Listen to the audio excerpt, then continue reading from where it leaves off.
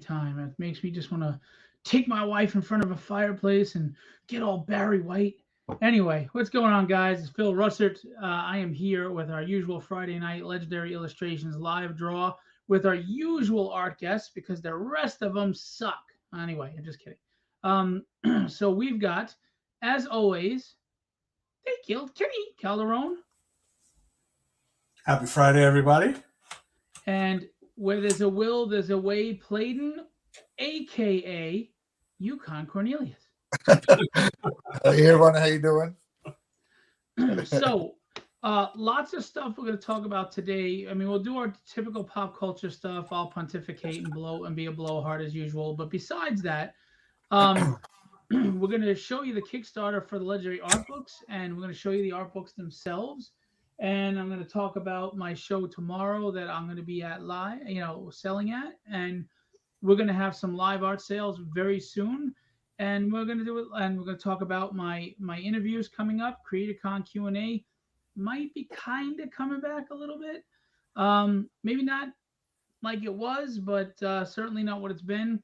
I've got Dan DiDio, obviously former DC editor-in-chief and president or whatever his title was. He was the man in charge, and he's now with Frank Miller Presents and doing his own stuff. So we're going to hang out and chat with him next week.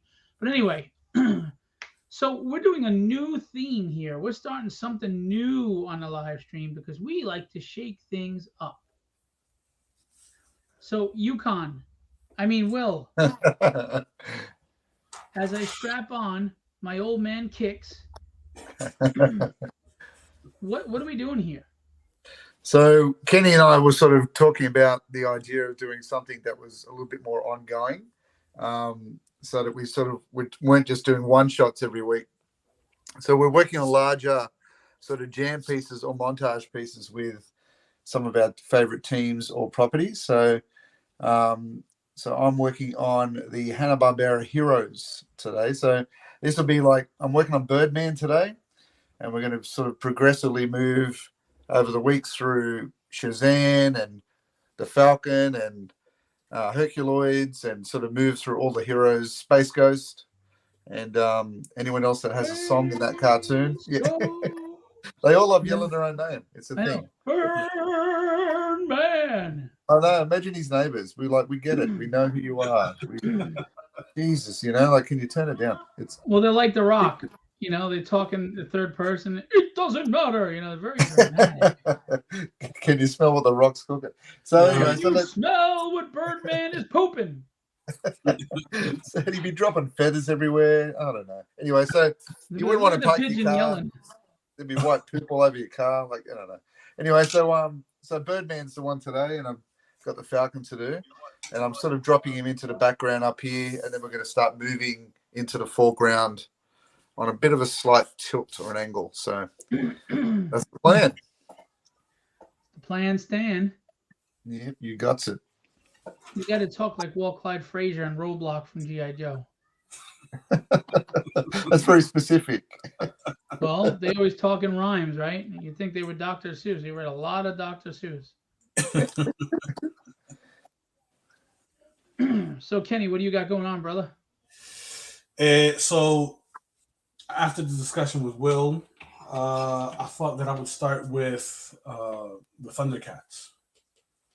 So tonight, I'm going to start with Lion-O. I got a full body image of Lion-O that I'm going to start with tonight. And as we progress through this, I'm going to bounce around the page, adding new members. And this one's going to be a double page spread. Nice. It's like, I can't believe it's not but a light spread. You're a cavalcade of all these like 80s commercials. Dude, you have no idea, and I don't drink. No, but now we do. That's the problem. Indeed. Camera here, so that we can take a look on one. There By the way, is Gerald with us? Oh, everybody left the room. What the hell? Where is everybody? Getting no love tonight. It's Social Friday. Yeah. We usually have our audience. Where the hell is everybody? Hello. Anybody there? So Judas. out of all of the Hanna-Barbera heroes, who's your favorite, Phil? Go through that. That's a good question. I mean, I love them all, but I'm partial to Herculoids because I loved monsters growing up. Yeah. And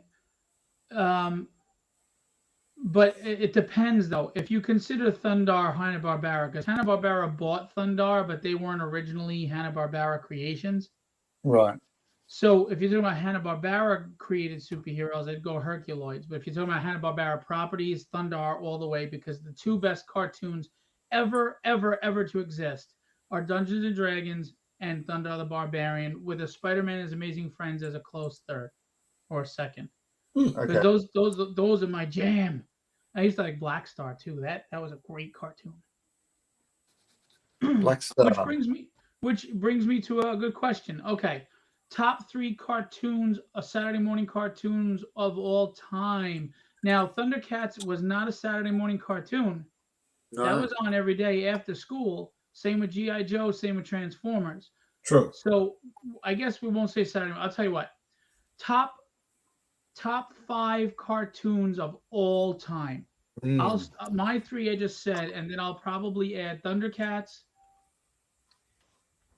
Transformers, and GI Joe tied, I guess too. Those are my 6. Sorry, I gotta go. Silverhawks was pretty cool too. Shit. What about you, Kenny? Oof. Favorite top 5. Top 5. Okay, I gotta go with Voltron. Oh yeah. Okay, because that was like my early intro into. Now, did you like the one that was all the space cars and stuff? Do you remember that one? Nah, I didn't dig the space car one too much. I felt like that was, and this is gonna sound like real stupid, but I felt like the space cars were like nonsensical. Yeah. like, the I lions. I felt like that was too wacky. Yeah, too far. You know what I mean? Like it was too much of a departure. Like the space lions were more believable for me. Yeah. My only issue with Voltron, it was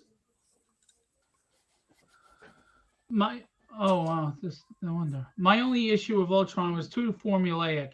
It was always, why don't you just go straight to forming Voltron in a freaking sword and cut it in half? You see, let's fight them as lions, get our asses handed to us. Let's form Voltron, get our asses handed to us. Let's form the sword and cut them in half, and it's over. It's like, go straight to the sword or make it more interesting. But it was the same situation every time. It was the build up though. But it was the same build up. Hey Alex, one of us is here. Hey. All right. Yeah, Kenny and I got to meet Alex in person over the weekend, and my God, did we initiate him. He was like the rookie carrying the bags, that poor guy. But he handled it like a champ. Yeah. I was busting his chops, being funny, sarcastic. And Alex is a wonderful human being and an amazing, amazing artist. Yes, indeed. All right, so I'm sorry, Voltron. What else you got? Voltron, definitely G1 Transformers. Thundercats.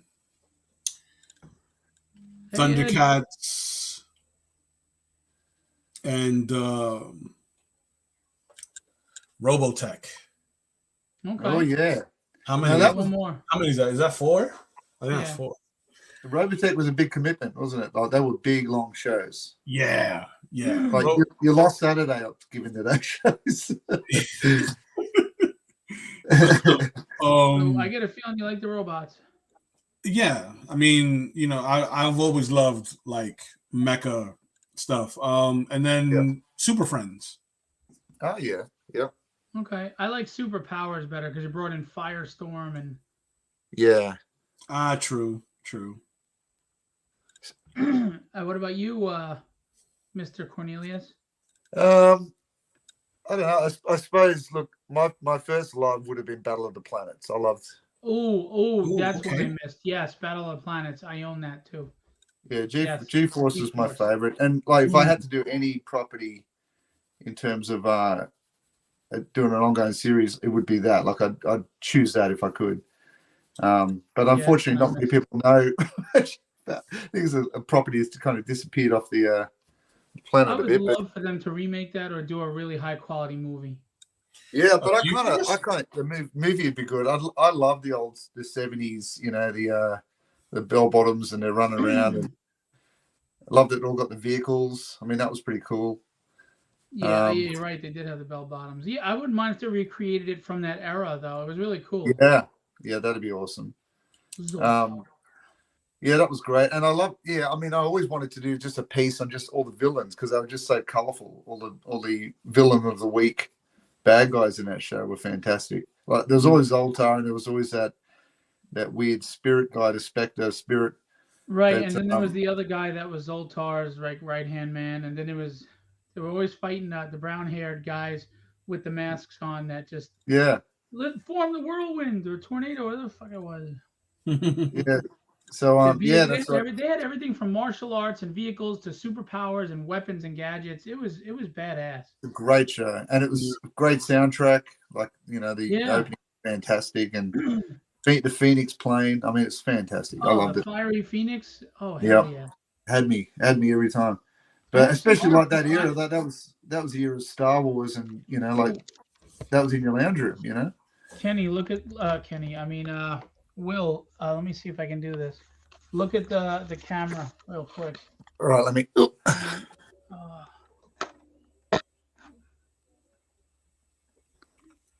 Oh, nice. Oh yeah. Sean Chen, look at that. Very nice. Yo, look at that. That's good. Yeah, and I got another one from an artist who's awesome. Her name is Sid. She calls herself Sid Van Blue. She's from Chile, and she's a Kubert School graduate. And she did one of all of them for me with the Fiery Phoenix in the background. That's cool. Very cool. Yeah, I got to get a jam of that. Yeah, that's cool. Man, but jelly in my jam. They did a really good live action. Hey Joe. But it was foreign. Yeah, I heard about it. Yeah, I never watched it though. Yeah, I saw that there are short. You can look at little short clips of it on YouTube. I think it's available. Yeah, it looked really, really good. It looked good. It got a little bit Power Rangers in a few spots, but it was pretty good. Of course, yeah. Yeah, I haven't seen it.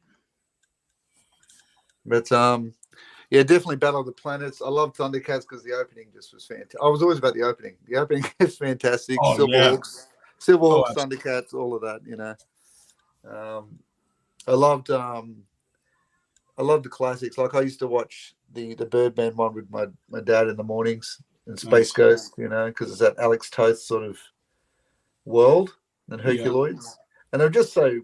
You watch them today; they're just so funky. Like they're just amazing, sort of bizarre creatures, and they were well ahead of their time. I'm pretty sure in Herculoids they kill the villains every episode. Yeah. Pretty sure they blow them into pieces every time. See, for me, Space Ghost as a hero was awesome, and I love the Phantom Cruiser, but his villains to me sucked. Yeah.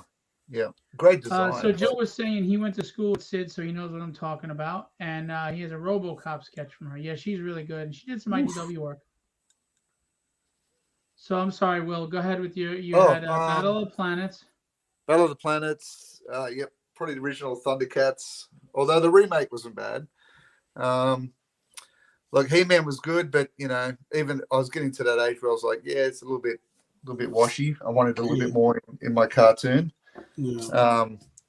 Love the Batman animated series when it was on in the 90s, early 90s. Yeah, that's another great one.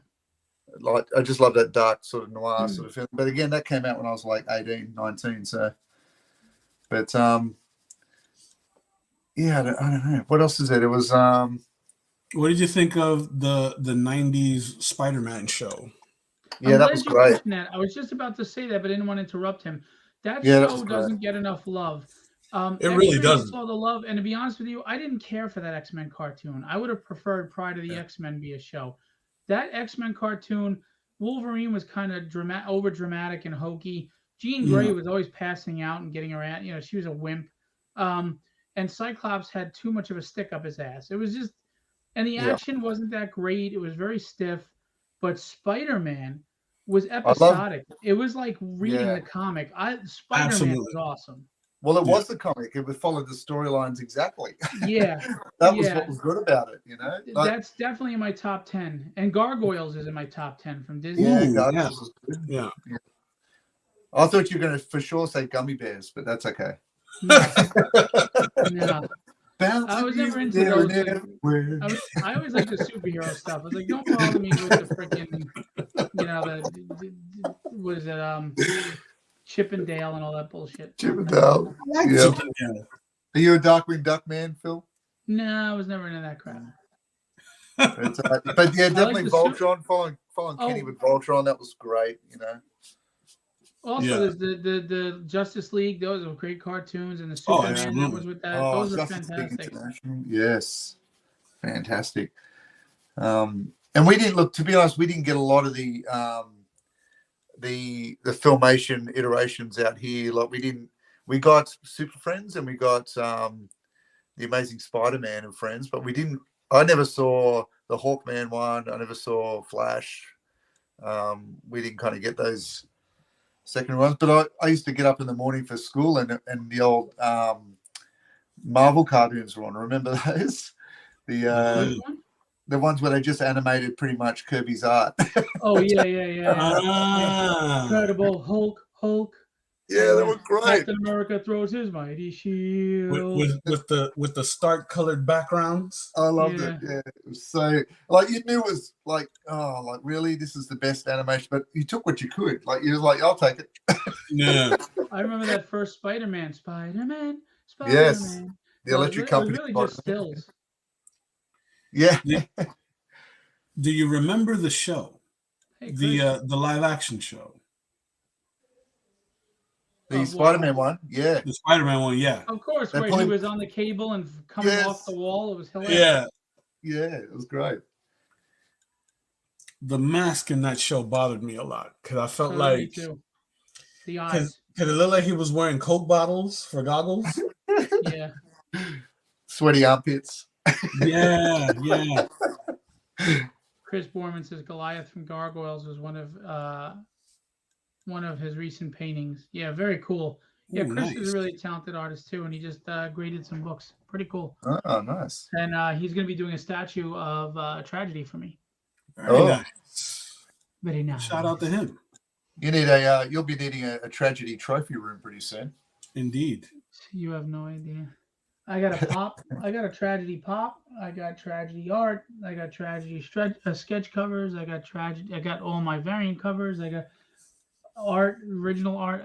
I already got a tragedy museum, and I am. You know those IDW artist editions?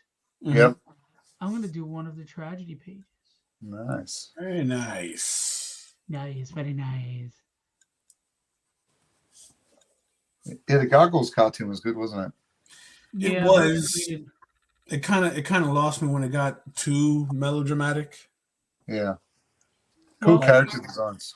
Yeah, no, the character designs were awesome. I dug that a lot. There was a time where Saturday mornings were unbelievably awesome, but I was getting to the age where I wasn't really watching as much because I couldn't wake up in the morning. But Spider-Man, X-Men, Gargoyles were all on the same day, on Saturday mornings, and there were some other shows I forget, and it was awesome.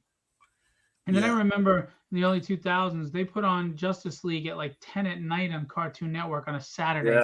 Yeah. And that was cool because I was broke and I couldn't go out and do anything. So I was like, okay, this is something to look forward to. Yeah, it was good. And they were good stories. Like, fantastic. Bruce Timm, he just brought the A game every time. Like, Yep. I think that's what they lost in those Warner animations, the superheroes, when he left. Well, I'm sorry if I sound like the old man with the kickers. But cartoons just aren't nothing seems to be as good as it was. And I know old people always say that, but there comes to a point where it's actually true. And I'll give you an example. The new She-Ra cartoon. They made the Princess of Power help lead the rebellion against the evil Hordak. They made her a whiny teenager in high school. Mm-hmm. I'm sorry, that's all you need to know. And you wonder why kids are a little flaky, want to crybabies these days. Mm-hmm.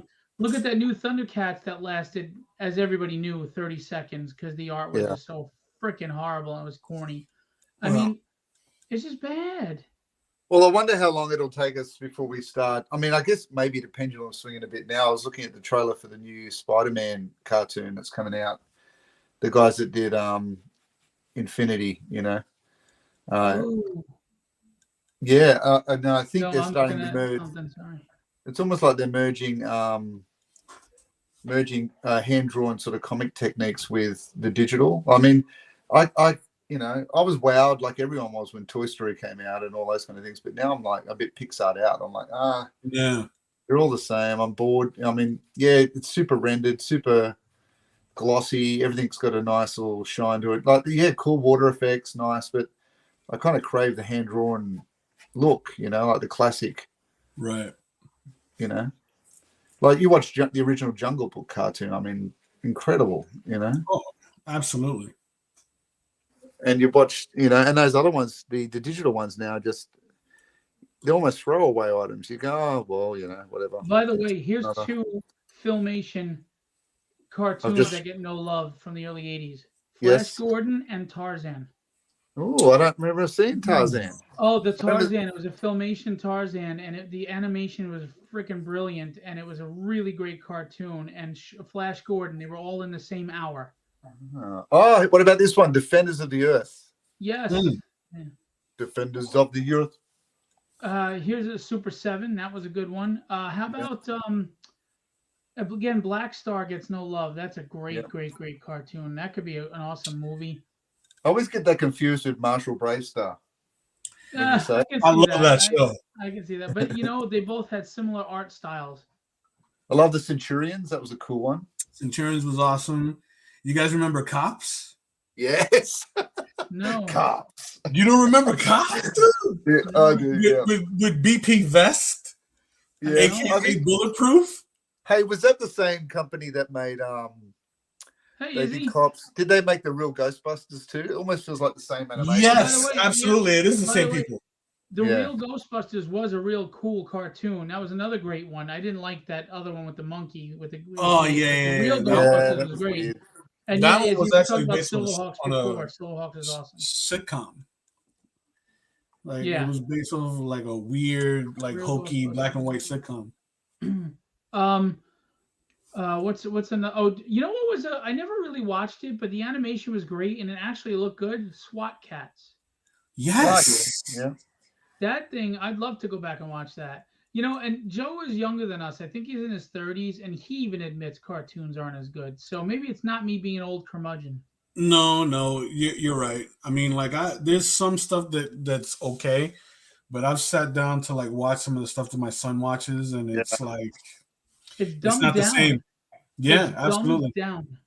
Yeah, but we're the Looney Tunes generation. I mean, we watch our cartoon characters with guns and cigars. Like, yes, everything's sanitized now. You can't have that. I still watch that on HBO, and they're hilarious.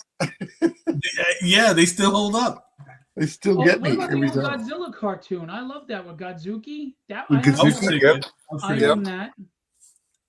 That was a Hanna-Barbera. Was that a Hanna-Barbera or Filmation? I think it was Filmation. You know what? Filmation. It was Filmation. It was Filmation. Yeah. It might have gotten bought out by Hanna-Barbera though. Oh, okay. Like Thundar did. But Thundar, to me, if you were going to adapt a cartoon, Thundar the Barbarian could be freaking epic because it's got elements of Star Wars and Conan. Yes. Yeah. It's a nice blend. That's like you mixed Conan and Star Wars together. That's just beastly. Beastly. They got science and Dungeons and Dragons and fantasy. That thing has everything. You could throw in monsters and magic and science. I mean, the main bad guy who only appeared in 2 episodes, but he was the only repeat bad guy who he was a nice guy and then his head would flip and he was the bad guy. Yes. And he had I remember that. lasers. He was in the first episode and he came back later.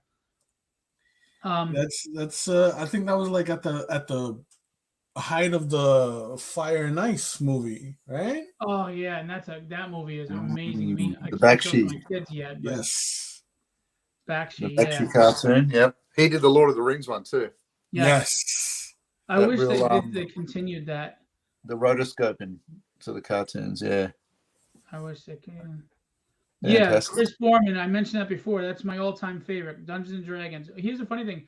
I have Dungeons and Dragons on DVD, but I have a Yeah. special collector edition that Oh, comes with their stats, so you can use those characters in the game Dungeons and oh, Dragons. that's Nice. cool. Did you ever see Now that that's live that's a commercial for the car with them?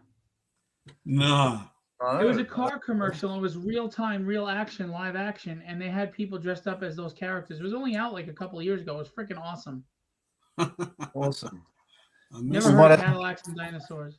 might have to put that on the montage list to doing the D&D ones.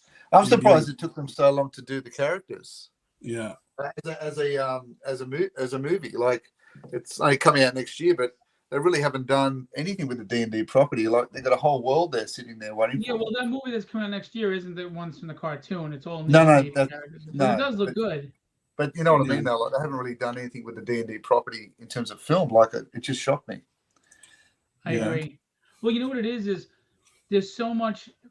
I think people are afraid of it because one, the budget will have to be big for the Yeah. magic and the monsters, and two, that's something that can really be corny if you don't get it right. I mean, you got to get it right. I mean, obviously, Lord of the Rings is Dungeons and Dragons type. Yeah. But when you have Tolkien as what you're going off of, you can't fail unless you're a really stupid asshole. But Yeah. Mhm. unless you're Amazon. But um, actually, I'm going to say this. I'm only teasing, but I only saw the first 2 episodes of the Amazon show. I'm not impressed, but I'm not like upset or anything. Yeah. I understand that they wanted to put a more diverse cast in there. That doesn't bother me, even though elves are described as being a fair folk, fair Oh race. yeah. Mhm. So there wouldn't Right. be any black elves. But whatever, make some black elves. I don't give a shit. As long as you do it well and you do it right. Yeah. It's just, for me, I don't like, they're making Galadriel not likable. Mm. She's not likable. Why can't they do women right? Why do they make women either bitchy and preachy and like can kick everybody's ass instead of just real? Women are awesome. I love women, but if women were like these protagonists, we'd all be single because these women are cranky and I don't know. Ugh. Galadriel is an amazing character. And by the way, the original Lord of the Rings was diverse.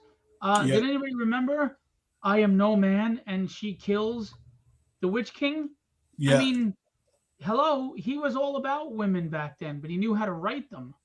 No. Whatever. I'm It's not like gonna Alan lie. Moore. Alan Moore can't write for women.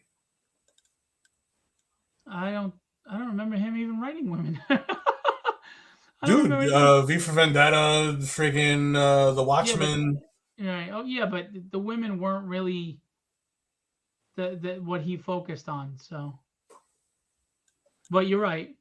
Um, I have to be honest too. Everybody talks about Moore being this amazing writer. I think he's good, but I think he's overrated. And the to me, Watchmen, solid story, not as great as everybody says, but solid. But that ending, I think what Zack Snyder did in the movie made more sense. I mean, Yeah. all of that for a tentacle monster from another dimension, Yeah.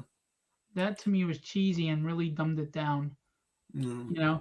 I mean, I thought Zack Snyder got crapped on, but I thought that was probably the closest superhero movie adaptation I'd ever seen. Yeah. I think the book, well, the idea, the premise was good. I thought the premise was good. The execution left something to be desired. The movie adaptation, I dug it. I know that Zach is very stylized with what he does, and sometimes it's hit or miss. So I love what he did in Watchmen. I love what he did in 300. 300 was probably one of the few movies that like I seen multiple times in the movie theater. Yeah, he gets crapped on, but I love what he does. I think the only issue I have with him is that he just makes Superman too dark. Yeah. I liked Man of Steel, So did I. but he needs to make Superman more humble and that typical boy next door. Like Right. I never saw the Watchmen TV series. People raved about it, but I never watched it. It was okay.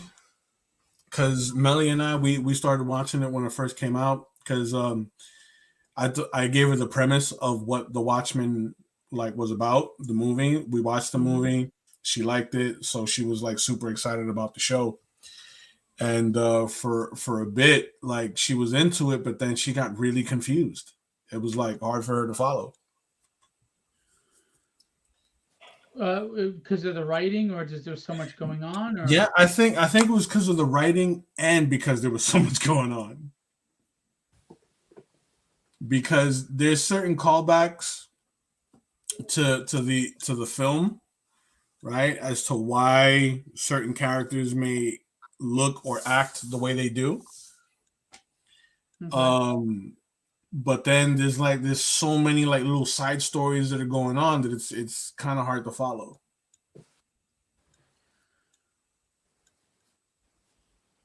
Like there's this ambiguity that isn't executed well.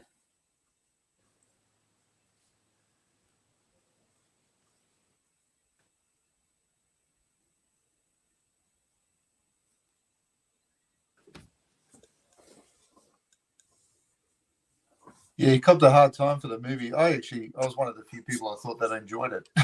Yeah.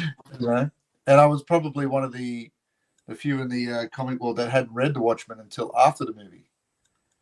So Oh no! Oh, you hadn't yeah, read it until after the film? no, I'd never read it. I just never it was just not in my periphery at the time, and even though I remember it coming out in the 80s, Right. um, I liked it. I liked how it was quite. I thought it was well cast, and I thought I didn't care that he'd copied the comic book almost frame by frame. I don't care about that. I mean, it's not like he's remaking Psycho. Right. Um, I thought that was part of the appeal for yeah, me, like I being liked able it. to, like what they did with Sandman. I don't know if you saw Sandman. I saw some of it. Yeah, I haven't watched the whole. I watched the first episode. So Sandman is almost like panel for panel the book, Yeah, yeah, and when a film can do that for me, it's like, all right, yeah, you got me, yeah, yeah, Right. because it hits you I'm right in the member berries. yeah. I'm Remember sorry to berries? interrupt you. I'm sorry to interrupt you guys, but I need a little help here, and I need help from the audience. Oh yeah. So the logo for Withered is in, and I Okay, worked with Rob on it, and Rob is great at what he does. you Um, but I wanted to ask. I think the font is great. I think what we did with it is great. I think his colors are great. But are the letters so close that it's hard to make out what it says? That's the question. So I'm going to put okay? it up here on the page, and I need you to tell me the truth, all of you. Okay, If it's easy to read, we're good to go. If it's not, he's probably gonna be pissed off. But so is life. That's part of the freaking job, right? right. So here's the logo. As you can see, it's earth tones and it's crumbling because it's withered. Mm-hmm. Um, are the letters too close together to understand and read, or do you see that it says withered? I would, you know what I think it is? I think it's the border. The border may be too bold Legibility, because though, I can read it. I mean, I'm looking through my phone, of course, but I can read it. right, yeah, like I think the line weight might be too heavy. It's spaced out well. I just think that the border might be too heavy, Okay. but that's just me.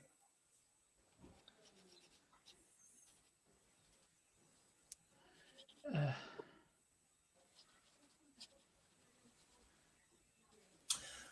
You know what? Now that I'm looking at it, the T the T could use a break in between the I and the H. Because if you notice along the top of the other letters past it, they sort of like have that, like it comes to a point before you get to the next letter. The T is missing that. So I feel like the T doesn't have like the same breathing room in between the other letters, like the other letters in Withered do. You see? Do you see what I mean? Yeah, I just honestly, I think it's just because the letters are so close together. And when I asked him to separate them, um, he said he has to like go back to square one and do it over. And I feel bad, but I mean, he's an amazing logo designer, but He you is. got He to is. see that that's hard to read. He is. I mean, that's my observation. There isn't the same like breathing room in between, uh, like from the I to the T and the T to the H. There isn't that little break.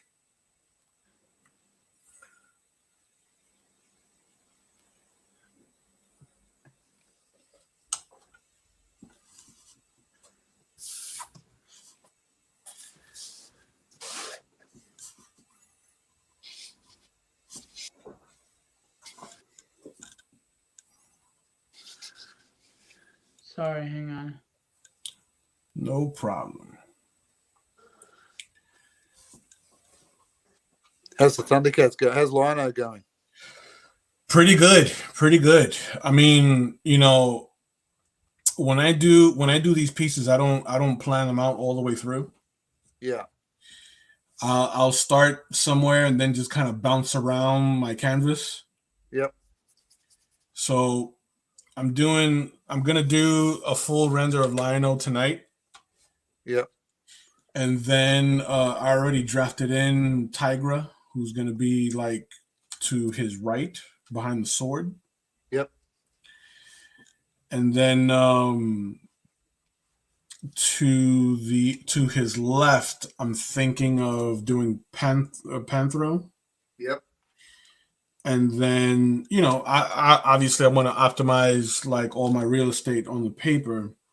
Yeah. So I think I'm gonna do Wily Kit and Cat on their hoverboards, like above. Nice. That's cool. Slingshots? Oh yeah, of course. Of Yeah. course. And then try, and then I want to incorporate Jaga in there, like that ghost image of Jaga maybe floating above. Yep.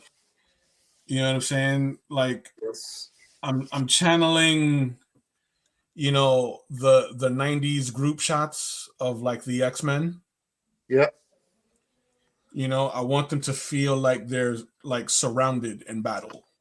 Yeah, nice. So it feels like, like there's an arc, when you look at the whole piece. Are you going to do the Thunder Tank? Probably not, Yep. because I want to focus on the figures themselves. You going to do any baddies? Man, I kind of want to, like, because we talked about that. I kind of want to do that on a separate piece. Yes, I might do that on a separate piece. That would be awesome if you had a double page spread of that and then the villains facing. Of course, and That'd then be cool. the Thundercats show had so many like awesome side characters. Yes. Yeah. Like the space cop. You remember the space cop? Yes. Yeah, the woman and the pirate, and you had what's his name, the walrus guy, like from the tundra. Yeah, the he's shoot. It was like Tusk something Tusk. Yeah, Tusk and Yeah. the Ronin guy. Bishamon. Is that He was my favorite of those side characters. The samurai. And again, I love the Lunatics. And then you had what do you call it? Pumra. And Yes. The you know what's new the gen best one. episode though? When they get Excalibur and it fights the Sword of Omen. I remember that. That was the pair of hands. The hand that would, like, you know what I'm saying? The Lady of the Lake, she would like hold the sword up out of the water. And Bengali, is it Bengali, the white one? Yes, Bengali, Pumra. Shoot. I forgot the chick's name. I think Lynxus. Wasn't he the blind one? I think can't. so. Yeah, I think so. Yeah.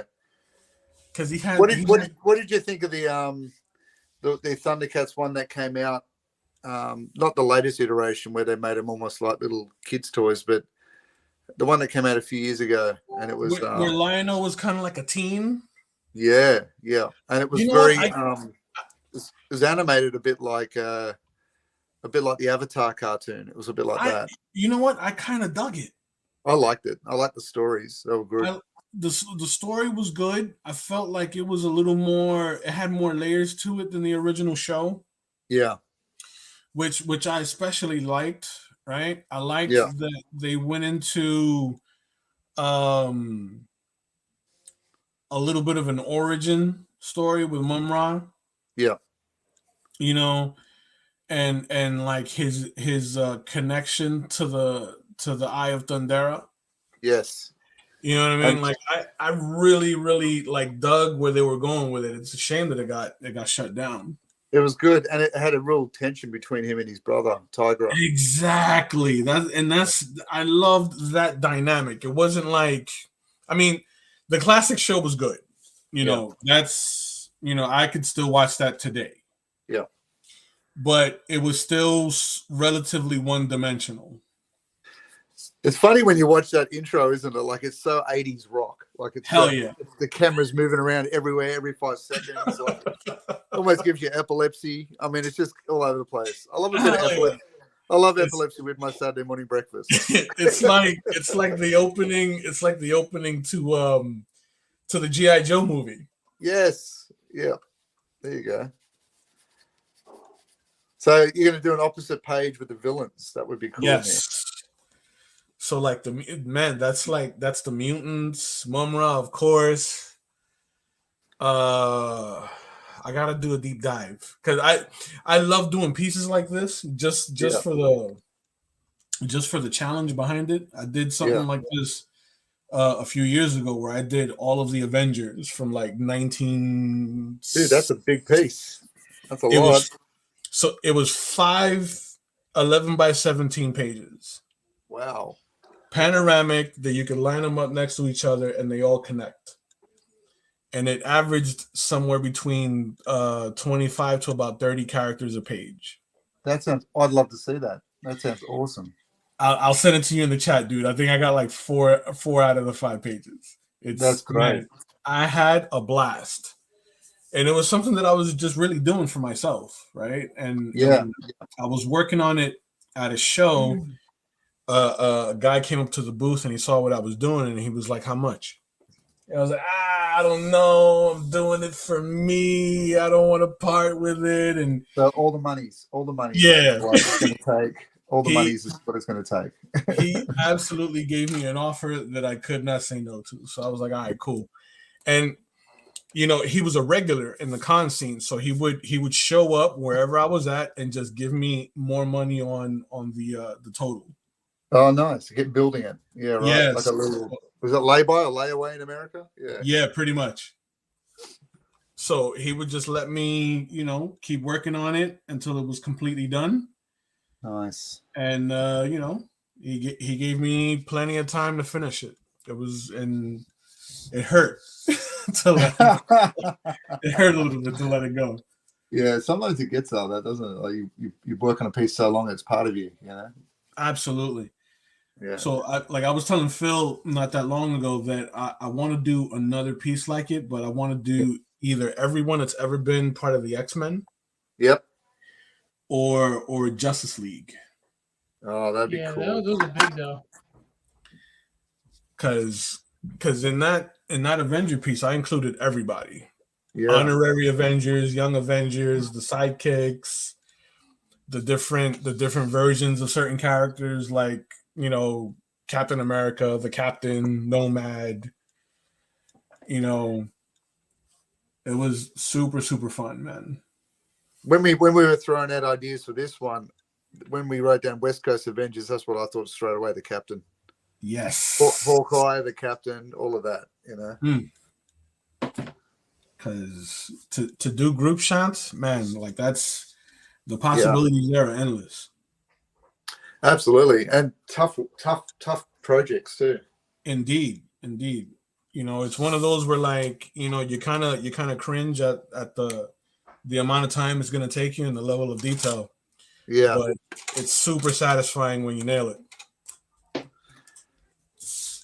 I've been working on a large DC villains piece in my no free time that Phil knows about. And it's a bar scene with all the villains. Right. Like a sea sort of nightclub, underground sort of speakeasy nightclub with all just the villains of DC. Nice, like the shoot. What's the name of that bar? The Oblivion Bar. Oh yeah. I'll show you. Nice. I've got it here. Ugh. I don't know if you can see it on camera, but I've sort of just been mapping it out.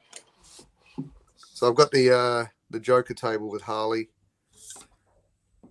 and Two-Face. Switch cameras, Phil. Is that coming up on your camera there? No, Phil's got the camera. Oh, that's nice. There we go. Yeah, so I've been working on the card table. Got Poison Ivy singing at the back there. That's going to be insane. It's a big one, yeah, but it's just a bit at a time. When I got a bit of spare moment. How big is that? It's huge. Like that's what she said. I don't know. Actually, I don't know if I measured it. There's an 11 that's 11 by 17, so it's. Oh wow, that's so it's about like 3 or 4 times the size. Like 16 by 24. It looks like. Yeah, so the idea was I wanted to print it as almost like a large canvas banner or something, Yeah. Something large. But anyway, that's beautiful. It's going to take a while. It could be my opus. Could be my opus. Could be that and the fact that Will is in the middle of like 85 things. Will, you want me to show off Archangel Michael? Yeah, sure. If you like. Yep. If I like. If you like. If you're the man with the buttons. That's right. I'm the man with the buttons. Yeah, and you're always trying to push them. And it works every time. Every time he takes the bite. All right, the bite. So check this out. Archangel Michael. Very nice. These are character designs, obviously, for the book. And when they're fully colored, they're going to look amazeballs. That's good stuff. Let me see if I have Raphael here. Oh. Oops. The hell is he? Where'd he go? There's Raphael.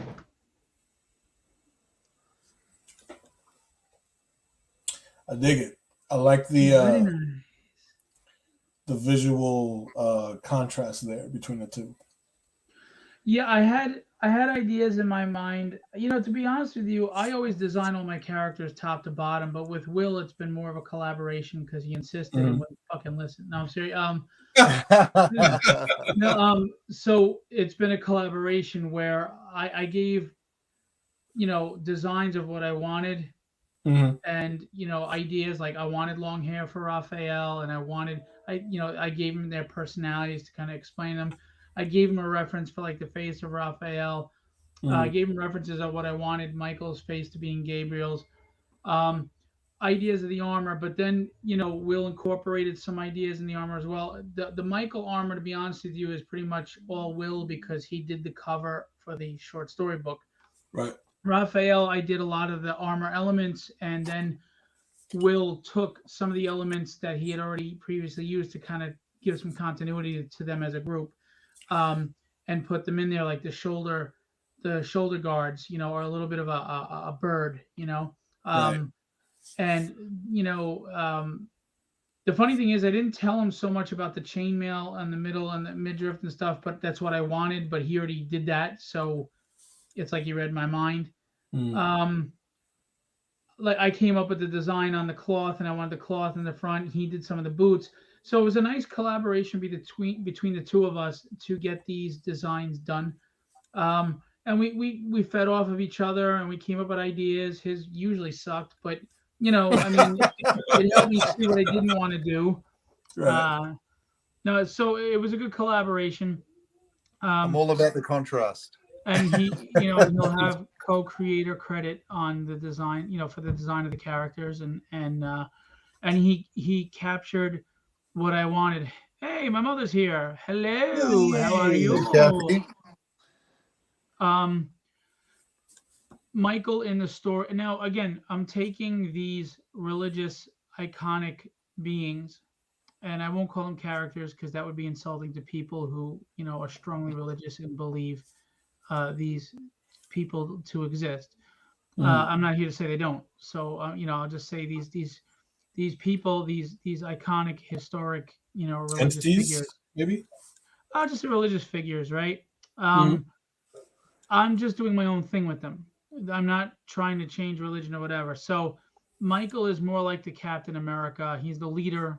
He takes the brunt of the world on his shoulders. He's a good man. He's humble. He's loyal. He makes the hard decisions.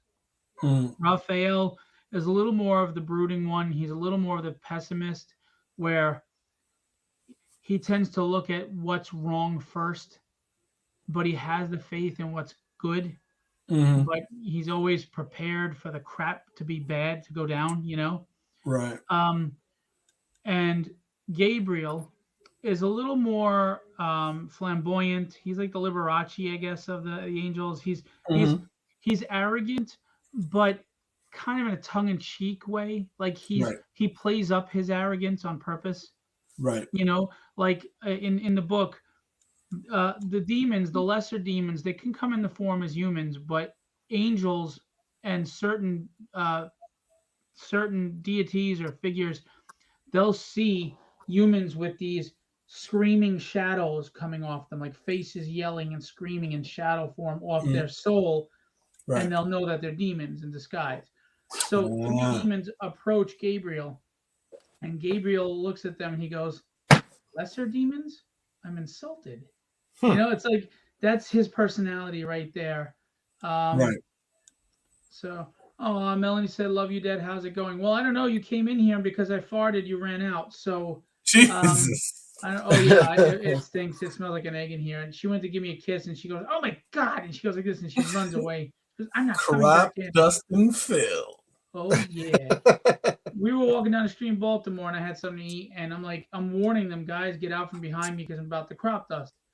And Alex was not understanding what crop dust means, so he stayed behind me, and I'm like, dude, get out of the way, and I crop dusted Alex. So, He, um, he Welcome to he's been Legendary baptized. Illustrations. yeah, and Alex was like, why didn't anybody warn me? We're like, well, that's what crop dusting means. He's like, I'm from Mexico. I don't freaking know that.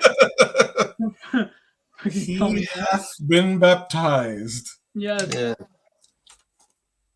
So, as far as the angels, those are they're so now the cherub is the angel that you always see for Valentine's Day. It's the baby with wings, right? Right. Well, he's in it, Nice. and he's comical to a degree. Um, and then there are humans that get recruited, um, that on their deathbeds are being recruited, if they're worthy, to be angels in this great war that is coming. Ah. And I'm going to do a post tonight. I'm going to give a good synopsis to show people what's coming, because I've had some people that absolutely, absolutely love tragedy, and they Mhm. read the dynamics and they love the dynamics, but they tell me Withered is their favorite. Um, I'm having, not many people have read dynamics yet, but so far tragedy and Withered are like really hitting well with audiences. Dynamics did too, but I've given Withered and tragedy to more beta readers, Right. beta testers. Um, of course, except for the artist, he still hasn't freaking read them. So are you talking? What's going on? Yeah, don't. Did I hear something? Anybody who doesn't hear me is full of crap. Yeah, you said you're gonna read them last night. What the hell, man? Well, I was working on some concept works while you're snoring. So, Well, I'm There snoring. you Yeah, go. well, you'll be snoring. You're gonna be snoring soon while I'm. Yeah, I mean, you'll be snoring when I'm up in the morning working. Not all of us get to draw all day and have fun. yeah, I wish that was No the hate. case. See, I like Kenny's answer. Because sometimes okay. there are artists that are dramatically, this is so hard, blah, blah, blah. Okay, lots of things are hard, but at least what you Yeah, love, at least you're doing what you love, even if it's a true. pain in the ass sometimes. Now imagine doing something you freaking hate for somebody you hate, Mm. you know, and you got to deal with bullshit. So I don't want to hear people cry. That's like I'm a nurse, and I hate when nurses look for accolades for doing what they do. We're heroes. No, you're not. You're a fucking nurse. You signed on to be a nurse. Shut up. You know, I don't want to hear I was a hero during COVID, even if I wasn't working in the hospitals at the time in COVID. I was working during no, but I was in the hospitals during the swine flu and the avian flu and all that. Yeah, Right. So yeah, I've done my share. I've done my yeah, time. I've been a nurse yes. for a long time, and never once did I need a pat on the back. This is what I signed on to do. This is my job. I don't get accolades for doing what I chose to do, and I don't buy that. You Right. know, if you want to say you feel I'm competent and you respect my body of work or my competency, I'll appreciate that compliment. But I'm no hero. I'm just a nurse doing the job I got hired to do. So if you're a first responder and you're looking for accolades, get over yourself because you get a paycheck. That's your accolade. It's like Soapbox. the Chris Rock joke. What was that? People always looking for a cookie for something they're supposed to do. Yeah, yeah, exactly. Yeah. You want a cookie? Want a cookie, by the way? Oh, I know you want a cookie. Little cookie. Say hi to everybody. Hi. Hey. What is your name? Kaylee. Kaylee what? Russell. No. What do I call you? Little bear. Yes, a little bear.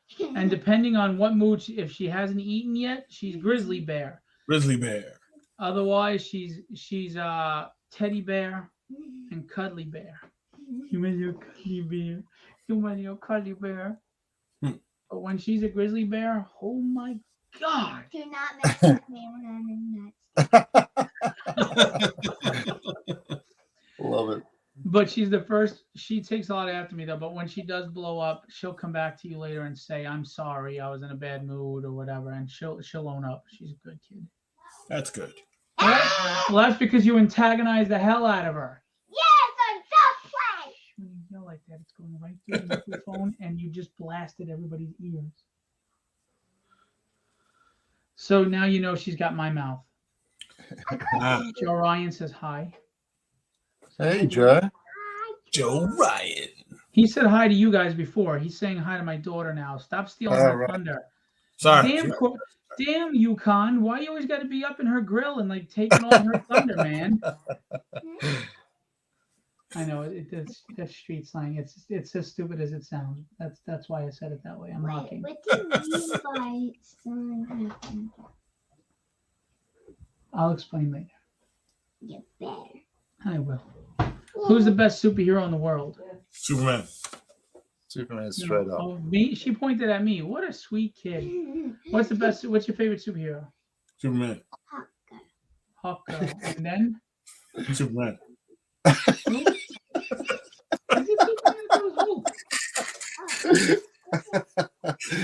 Hawk Girl, Hulk? I think we're being ignored, Kenny. Yeah, I'm talking to my daughter. I'm not interested in you guys. What'd you say? Yeah. Superman. Yeah, I heard him say Superman. She likes Hawk Girl and she likes the Hulk. And Melanie? Superman. If you say Superman beats Nightcrawler, you'll get his attention. Yeah, no, because you won't.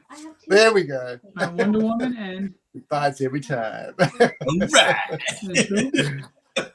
See, now this is why my kids are awesome. I say, "Who's your favorite superhero?" And one says me, and the other one says tragedy. Oh, there you go. Awesome kids. You chain them up to the radiator and force them to like the stuff you like, and it's a good parenting technique. There you go. It is amazing the quality you get. That's not pandering at all. This book isn't out. I am waiting for the fourth. I know you like to put on a show, you little ham hock. So look, he's drawing. Who's that he's drawing? You know that cartoon. You've watched it 1,000 times. Hang on. Sabretooth. No. Look. What is he holding? What's he holding? Melanie, who is that? Oh, Lionel. There you go. Forget the sword's name. Sword of Raising Omens. them right. Oh, sword of You have one. .com. Yes. Yeah, they have a Sword of Omens. She's Nice. Lionel. There's a guy who makes the claw shield and an actual Sword of Omens, and they are like authentic. They're big. They're awesome, but I don't have Nice. like $1,500. Hey Ryan, what's going on? How are you? Thanks for sharing it out.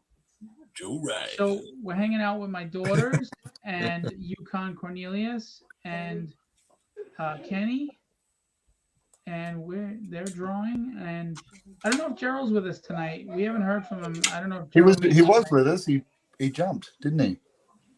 I don't know. he I didn't started. see him say anything. Oh, I thought you said he was with us at the beginning. No, I said I wonder if he's with us. I hope he Oh, right. Now, Kenny, here's a big question for you.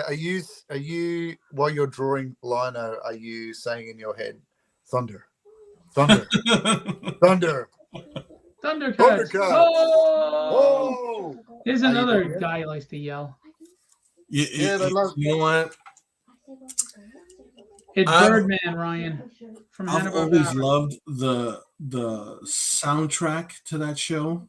Yes. Yes. Like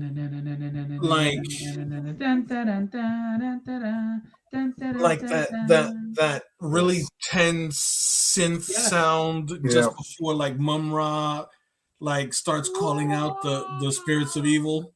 Yes. Because they understood cinematic, epic emotion. They knew how to use music. Like cartoons back then were mini movies. They put pride in them. I mean, they were awesome. Yeah. But Tell you what, though, when you understand that 80s cartoon era and the aesthetic, it's no wonder you get Rob Liefeld on X-Force. True. right. It's that same rock and roll, loud, exciting action movie stuff. That's what superheroes should be. Yeah. We've gotten away from them being like spandex and colorful and out there, and we've tried to ground them so much in reality that, Yeah. they're But like Frank Miller said, he goes, I don't need to see Superman sweat patches. Give me loud and exciting. And he goes, it should be a ballet, of Yeah. exciting, like these amazing gods that are out there. Like I don't need to see old mate, taking his shirt off at the end of the day, bored and tired and Right. Or if you look at Love and Thunder, I don't need to see Thor's ass. Yeah. Anyway. Mm. But they've been exploiting women sexually for so long. I understand they kind of want their share, but I don't like it on either side. So, Right. Ryan said, "Will, you really should sign up for his show." And I quote, I did. "Oh, he did, Ryan. Go take a look at your calendar." I did, but I couldn't. It didn't let me sign up until like late July, I think, next year. Yeah, Yeah. he's been booked. You want me to show the Kickstarter campaign and the books? Of course. Of course. All right. Hang on one second. Yes, and yes.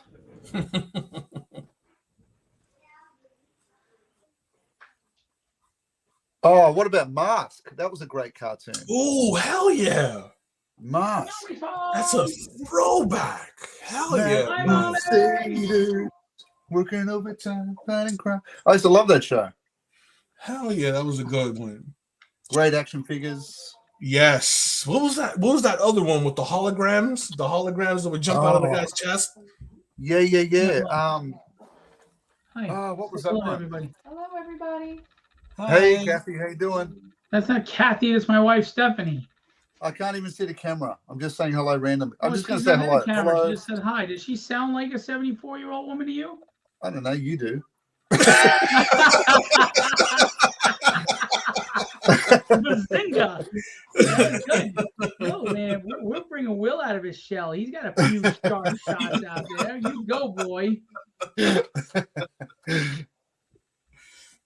Sorry, Stephanie.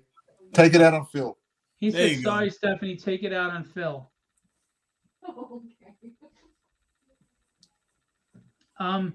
So anyway, yeah, fucking Irish, Australian prick. I'm stealing the camera now. Will you two, muddle your pictures up there. Hang on. All right, so I'll show him first. Cornelius. We have Will Pleydon's art book. I mean, this is the quality you get on the inside, and now I'm not showing the rest of his because he can go fuck himself. Now we got Ken. Someone's a bad loser. Oh, sorry. So honestly, this Dengar, I have the original. If anybody wants to buy it, it's going to be on sale very soon on the show live stream. But I wish I could get the piece myself. Dengar is one of my favorites. I think he's very underrated. There's Greedo. Somehow doesn't know how to shoot from across a table, and I don't know how he made it as a bounty hunter, but whatever. Look at the fingers. How do you get that through the? I know, right? Hulk fighting the How do you reload with fingers like that? Oh, come on. Very slowly. Yeah. If you like, Just hold if you on like for a minute. Universal Monsters and a little romance. By the way, people have actually thought that my Facebook profile picture of my wife and I on our wedding day that I photoshopped her in, and I thought that was hilarious. You just say yes. Just yep. No, I don't. I think it's funny. I don't get bothered by it at all. Just say yeah. It's all Photoshop. Huh? Just agree with them. Just agree with them. Who cares? Listen, we don't take this show seriously. I got these two clowns on. I gotta find it. I'm in the middle of promoting the art books, and you're killing me here, Smalls. All right, here you go. Here's a stapler. Thank you. Don't spend it all in one store. Oh shoot! Remind me, Steph. I gotta charge the square thing. All right. Anyway, what the hell is this? Oh, okay. So. Back to the art of some freaking guy from Australia. It's on the business card. Yeah. We've got, if you like more horror, we've got Jason Voorhees and we've got Phoenix. Very well done. Yeah, I mean, we've said this a million times. We will say it 1,000,001.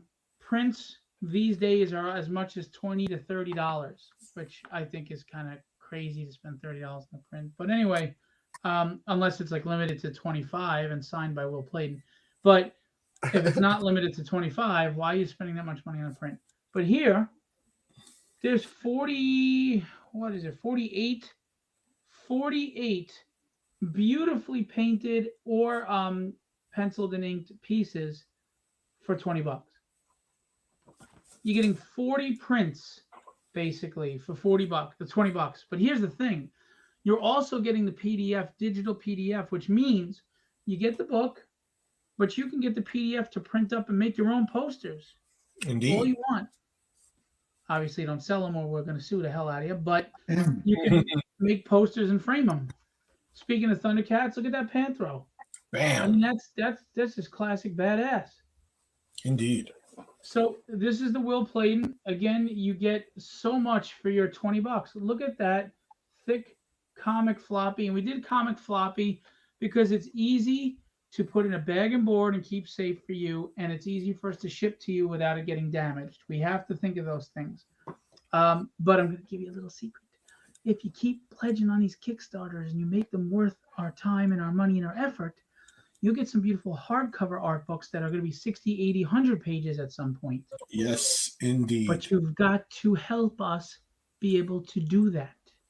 Now, Kenneth Calderon of the Calderon clan. Indeed. Yes. All right. Another thick book. We likes it thick. Right, Rod? Yeah, we do. Yeah, I didn't know if Rod was out there, but I figured I'd let him know. First of all, one of the things I love about Kenny, look at that little nod to his son. That's a dad. That's a good dad. He's a great dad. And yeah, man, that's what we're talking about. Of course, he was smart. Both of them put tragedy in their books, their covers that they did. They know what sells. We've got some really cool indie covers that Kenny didn't hear. But then we have some other amazing stuff. Look at this. Harley Quinn and Invincible. And hey, an awesome anime that I own on DVD.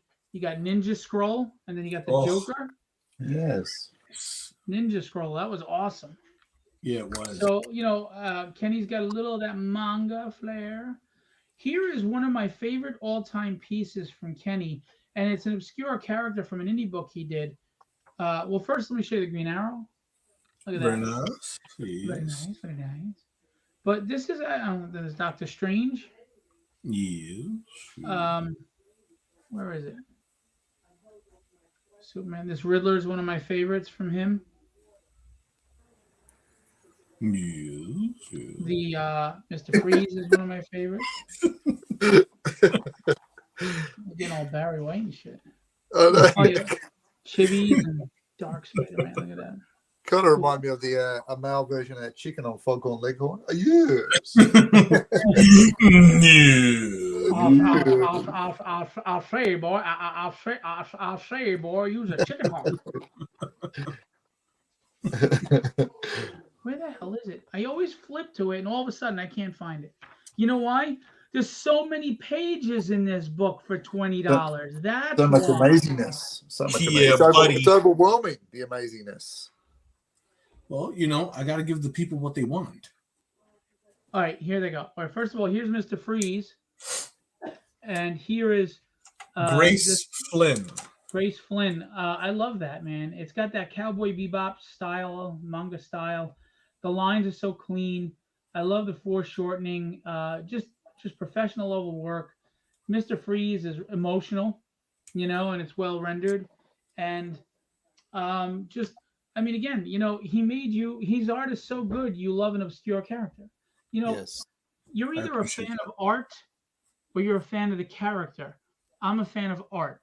It doesn't matter who the character is. If it's drawn nicely and the design is cool, I love it.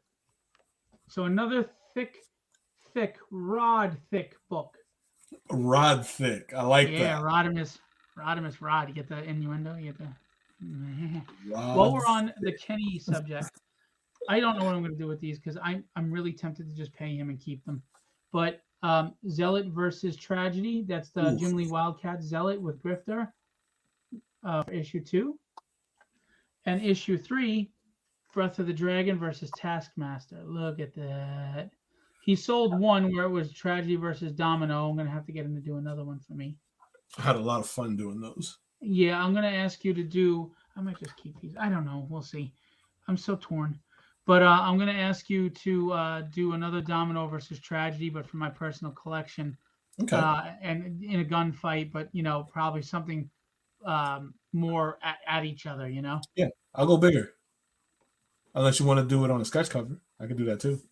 I don't know, because I like my sketch cover. I like doing the Tragedy verses on the sketch covers, kind of, and then I want to do a whole wall of them. That would be so cool, right? Frame up the whole wall, which means my wife is gonna kick me out. I'm gonna have to find another place. But Ricardo, it's actually Ricardo Silva, because you know there's not enough Silvas in Brazil. There's Death. Ricardo has some pinup art in here, which is really cool. And he's also got some superhero art. Beautiful art.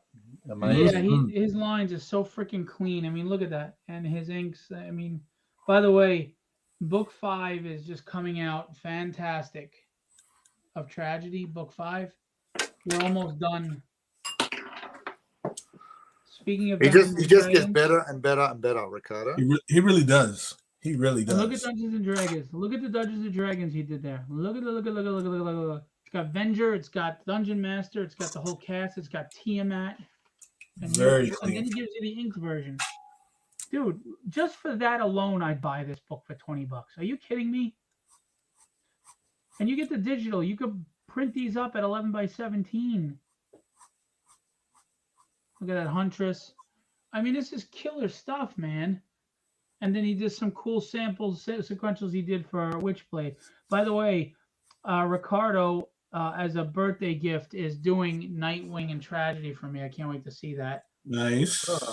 And here's another Witchblade. And, you know, I told him I pay for it, and he's not listening. But anyway, because he's very kind. By the way, congratulations to Ricardo and his wife, Susie. They just bought a house. Nice. Because Nice I'm job. making money. Congrats. I guess I'm making money. Hey, Charlie Malone. So here's the thing. the art book files are already with the printer. All we need is the money from Kickstarter. So the Kickstarter is only going for 20 days. It's going to end in about 18 now. After 18 days, Kickstarter will send us the funds within 2 weeks. So you're looking at the first week of December, we'll get the money. You should get the art books before Christmas. Right before Christmas. Nice stocking So, stuff. Yeah, I mean, if you if you're an art fan or you have an art fan as a friend or family member, go pledge on the Kickstarter and the commissions. We have original art tier commissions. You can get original art from these guys, 11 by 17. Oh yeah. And then, I mean, look again. You got a lot of pages of art in this, Rob. Here's Sub-Zero, Batman, Freddy, and Jason mixed together. People love the mashups. I love Rob's. I love his colors. They're just amazing colors. Yeah. Lobo and Spawn. Very my rich. favorites. He'd do some amazing skateboard designs. I mean, if you got into Yeah. that stuff, just that beautiful color and it just jumps. Look Yeah. at this: Deadpool, Spawn, and Bane. What a mix! I mean, he does some really crazy shit. Batman, Venom. I mean, he'll mix 3 together. I want to show some different ones than usual. Mandalorian, Batman, Spawn, Null.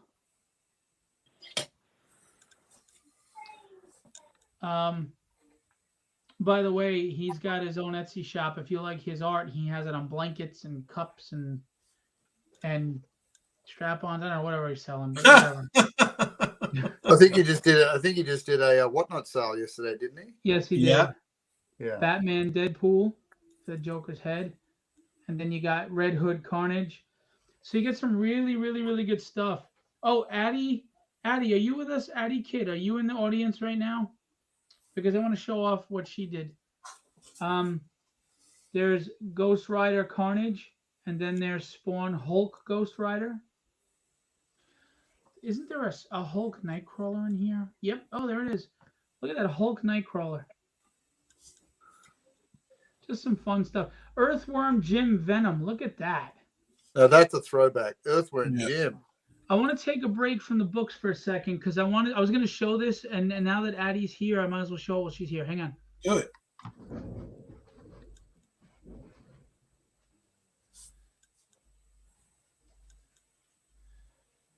Thunder, thunder, thunder.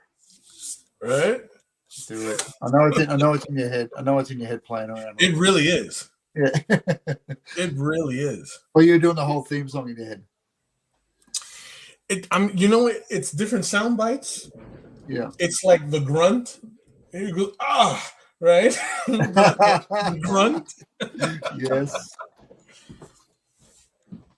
That's funny.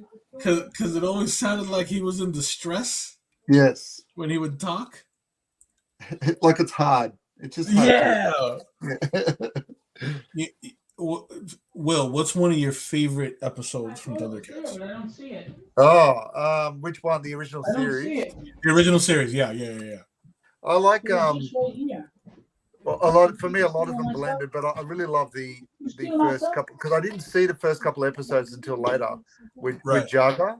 I missed them, in syndication, but I like seeing how they landed the Earth. It explained to me what happened to Lino because suddenly he was like this boy in a man's body. Right. Never had that before, so I thought that was one of my faves. I reckon, like just that. But anything with the mutants in it, anything with Mumra, Mumra the Ever Living, Yeah.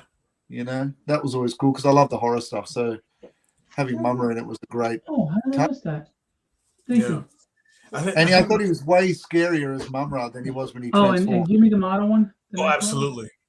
So one of my favorite episodes was the trial that they put him through, where they made him earn the Sword of Omens. Yeah. Okay. Yep.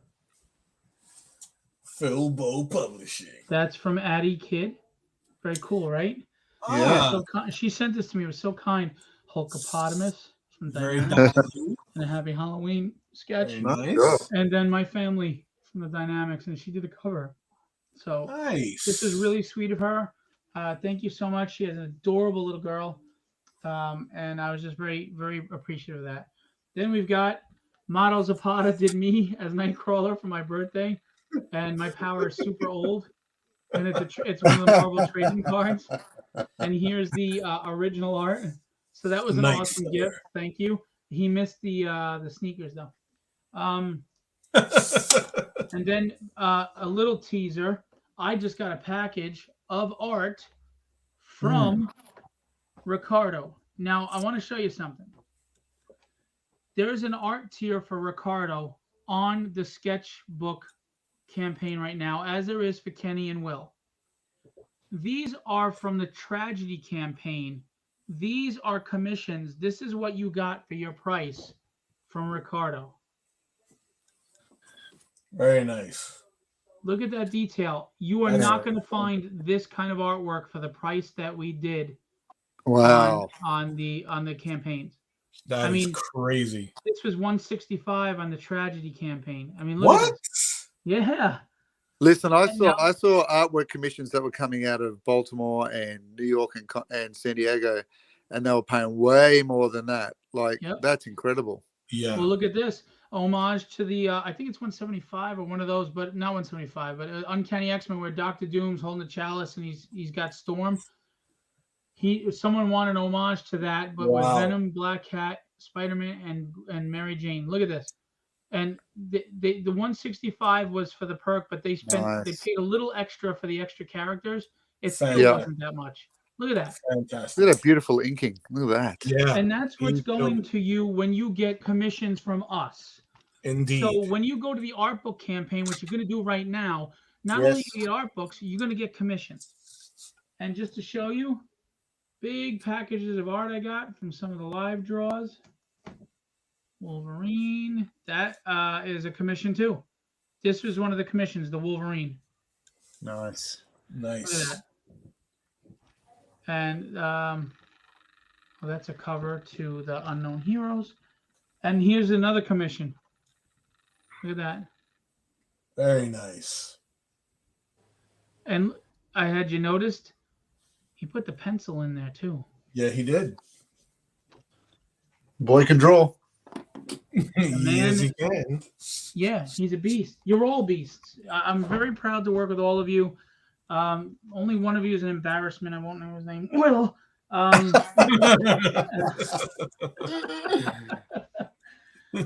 then again, you know, Addie being so kind and sending that to me. She's very talented. You should check out Addie Kidd's work and look to hire her. I'm going to tell you now, she's very affordable and the easiest, sweetest, nicest person to work with. No ego. It was very smooth working with Addie. I will work with her again. I recommend you do too. Next, we have Rod Ramos, Mr. Thick.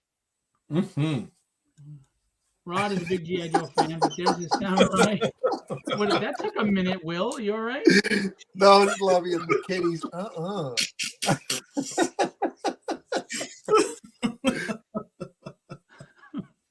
I think we need just a group of sound bites of Kenny's reactions to conversations. Right on. Yes. Splendid. Perfect. So this is what you get from Rod Ramos. Look at that. He put it's Snake Eyes, Black Bolt, and Bumblebee. I don't know what the hell made him do that, but that's cool. It's a great mix-up, though. Yeah. He's got a very dramatic line. Like, I mean, his pictures really, they jump, don't they? Mm-hmm.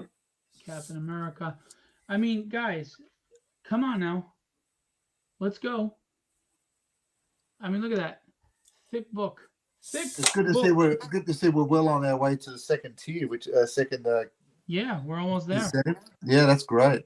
We're gonna get into that. Carlos Ramos. Thank you, Addie. Let everybody know. Indeed. Colossus and Bishop. And we've got Harley Quinn and the Juggernaut. And we've got the Toad, who I think he would look really good, and Magneto. Mm-hmm.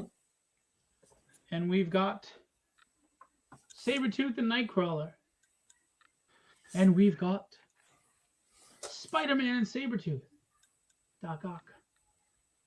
And we've got, what else have we got? We've got Strife and Wolverine. Classics.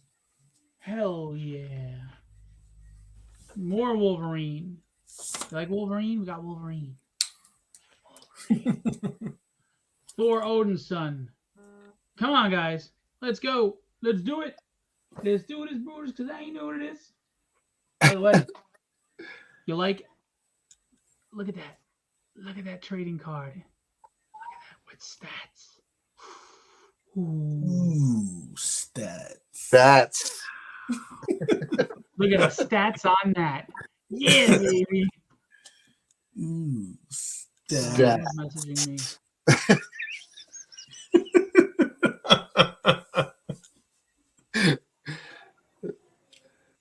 Sorry. Look, hang on. never flash that sort of stat stuff to the kids that grew up in the 80s and 90s because you have us at hello every time. True. Stats. The Marvel handbook. Remember that one? Ah, yes. Yeah, Joe Rubenstein illustrated Yeah. that thing, and he did. Absolutely. Stats. Man, I'm getting a ton of messages. I'm busy, people. Oh, let's see. Yes, Robert, that is it. I think you got it, brother.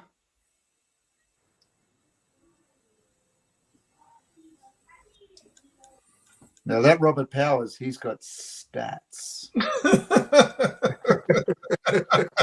at the stats on that.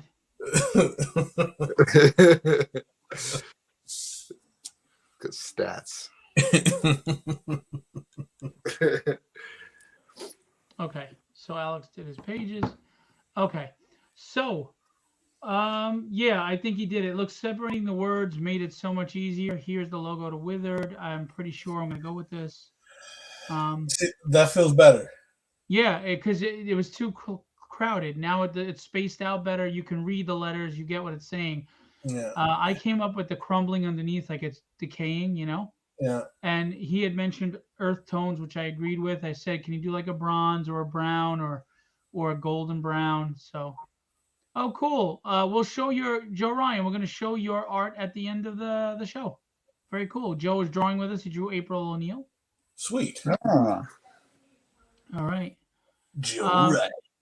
So I'm going to show the Kickstarter campaign, but let's do a little close-up on what these guys are doing first to update you. There's a big glare on your page. Damn it, Kenny, we're not here for you to see what you're drawing. Oh, okay. Yeah. Very nice. Awesome. Thank you. And then we've got, where there's a will, there's a way, Cornelius Pleydon. Now complete with stats. With Yeah. stats. Birdman. Very nice. That looks really good. Yeah. I'd buy that for $1.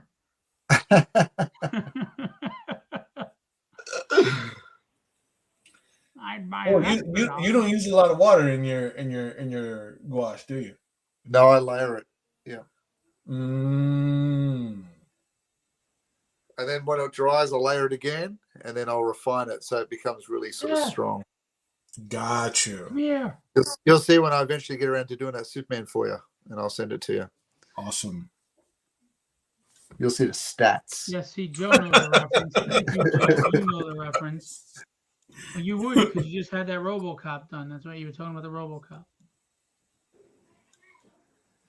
Darling wife of mine, thoughts? You don't have to be in the camera. Relax. Hot woman. She doesn't want to be in the... I had him do the decaying, crumbling. Oh, that's really cool. I like it. It's good? Yeah. Think it works? Mm-hmm. So we're good to go? Looks good. All right. We've got the logo. Stephanie approved. Yeah, Yeah. boy! Stamped. But wait, it gets worse. All right, Wax so- stamped. Yeah. Listen, my wife is a good balance to me because I'm a very aggressive and jump in and swim kind of guy, where she's a little more methodical and thinks. Most women she's are. a good balance to me. Okay, so enough of that crap. Let's get to the Kickstarter.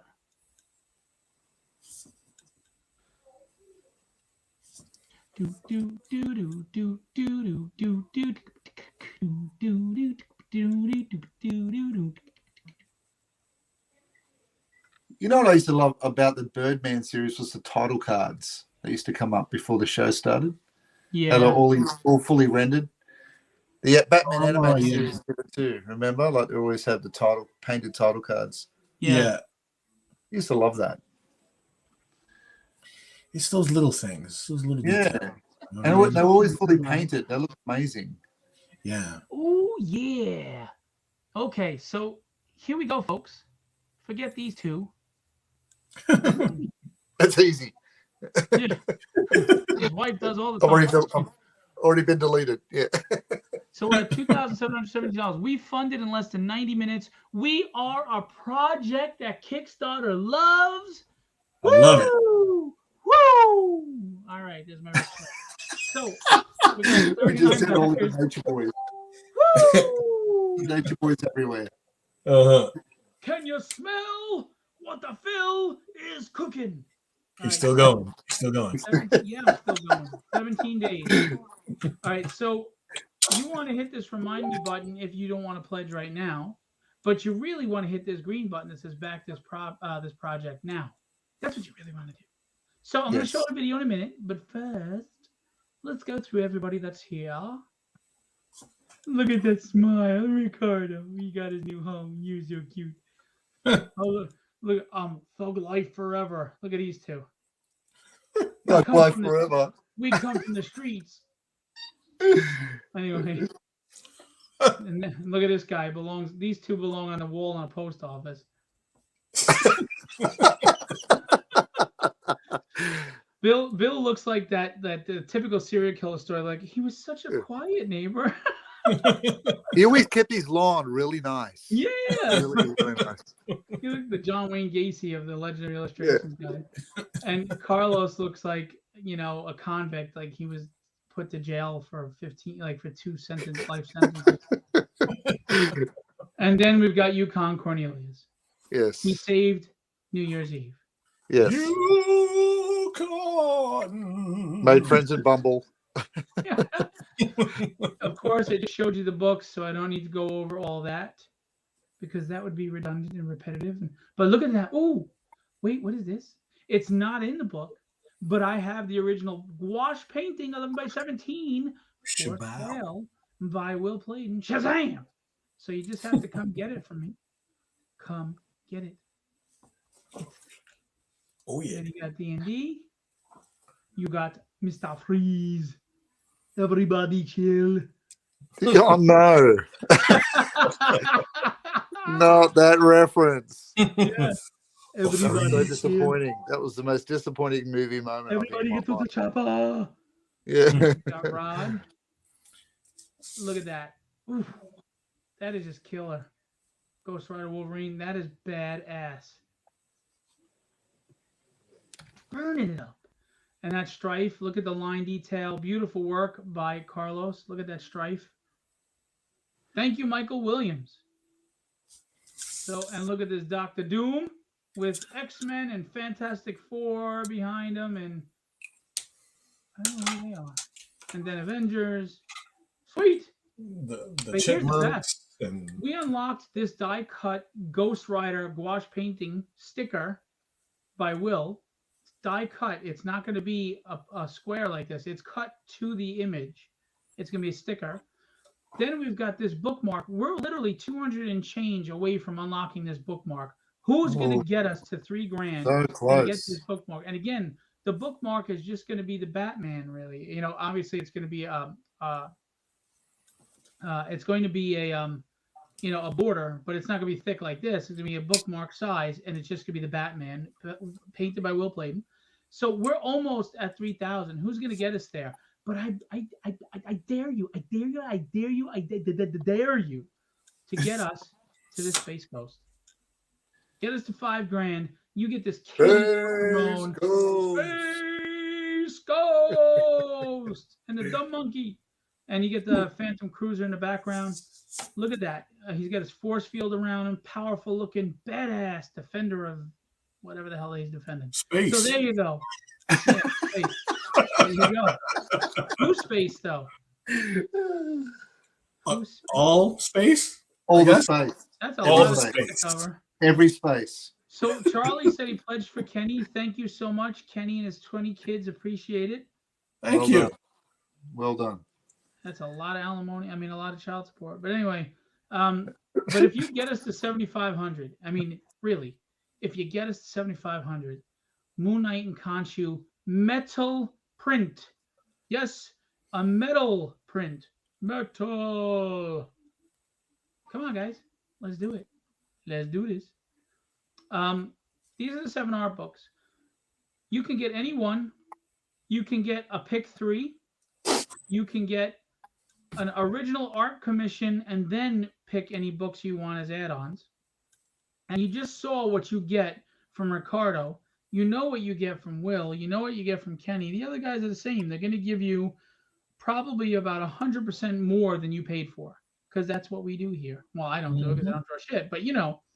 So Bill Lux has 4 spots of 4. Carlos has 4 spots of 4. Rod has 3 spots of 4 left. Kenny has 3 spots of 4 left. Ricardo has 3 spots of 4 left. And look at Yukon coming in at only 1 spot left. He's a popular fellow. Look at that. Now you can get the all-in, all the books for $125. You save about $15 if you do that. You can get 3 books of choice. You save about $10 if you do that. You can get each book individually at $20. Carlos is $15. Again, if you don't want the books, you can get the digital PDFs for cheaper, and you can print up these images as you see fit. Who does that? I mean, really, who does that? We do. Anyway, in case you didn't know that. So, but if you buy the physical book, you get the PDF too. So you get the physical book to breeze through and check out and look at, and you don't have to unstaple the book and cut things out. You can print up whichever pieces you want to frame and hang on your wall. And we encourage you, after you do that, take pictures, post it, and tag us, and let everybody know where you got it from. Absolutely. I love that. I love that when people do that. It's fantastic. Yeah. Listen, that I was on I did my live stream the other day about Kickstarters, and my friend Christopher Elston made a great point. He goes, here's the problem. There's so many great indie books that people are enjoying, but nobody's talking about them. Yeah, right. They buy the book and they continue to buy the book, but they don't talk about it. They don't say, hey, you guys got to check out this book. This book's amazing. There's no buzz about it. You got to create a buzz. So I'm asking you, buzz, buzz, buzz, buzz, buzz like a bee. All right? I need you to buzz. Buzz Lightyear, Buzz the artist, I don't care, but buzz. I mean, look at that Hulk. That's Kenny's Hulk. Look, we give you a cover of great art. Look at the cover. The cover alone is a poster. Look at this. It's a great Hulk, Kenny. Thank you. Thank you. I mean, you get this as a cover. You haven't even opened the damn book and look at that. It's a portrait. And look at the symbolism. I love that a lot. And if you want, I'll send you this picture of Cornelius signed. Anybody want a dartboard? You might want this so that when shit goes down and he flips out, you'll have a picture. Yes. Yes. Same with Carlos. And if you like thug life, look at these two. I grew up on the streets, the mean streets of Chicago and Detroit. How I grew up on both streets at the same time is another story. But we grew up in Chicago and Detroit. And we struggled and fought for our life every day. If you weren't thug life, you were dead. Rob's I gonna feel come for that I one. feel like I've just pulled up in a Pontiac in GTA and just getting you guys in the car. Let's go. Nice. Let's go do a heist. Let's do it. Hard life, man. Thug life. It's a hard knock life for us. It's a hard Oh, knock. Phil, dial it back. Dial it back. And then we've got Ricardo looking like a really cute, happy, humble 12-year-old.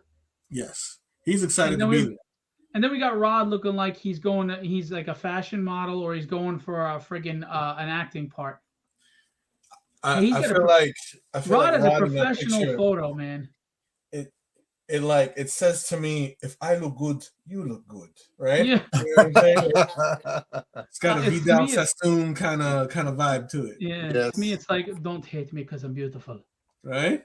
He got a professional photographer to do a headshot. This man got a real portfolio, not this bullshit you guys did. Yeah. No. No. He got the You're same sitting guy on that a took paint Frank can. Miller's Look at this photos. shit. He's sitting on a plaster can. Yes. But look at that. I mean, I may have been heavier then, but man, I am handsome. That is one handsome dude. And humble. You're the whole package. Exactly. Yeah, my grandmother used to say, self praise is no recommendation. Mhm. And my wife did this logo. Very proud of her. Very She's awesome. cool. She did it all. I gave her what I had in mind, and she executed it. And beautiful. Got a Of course, very it had to be classic. cleaned up It's got a too. very classic illustrator style to it. Indeed.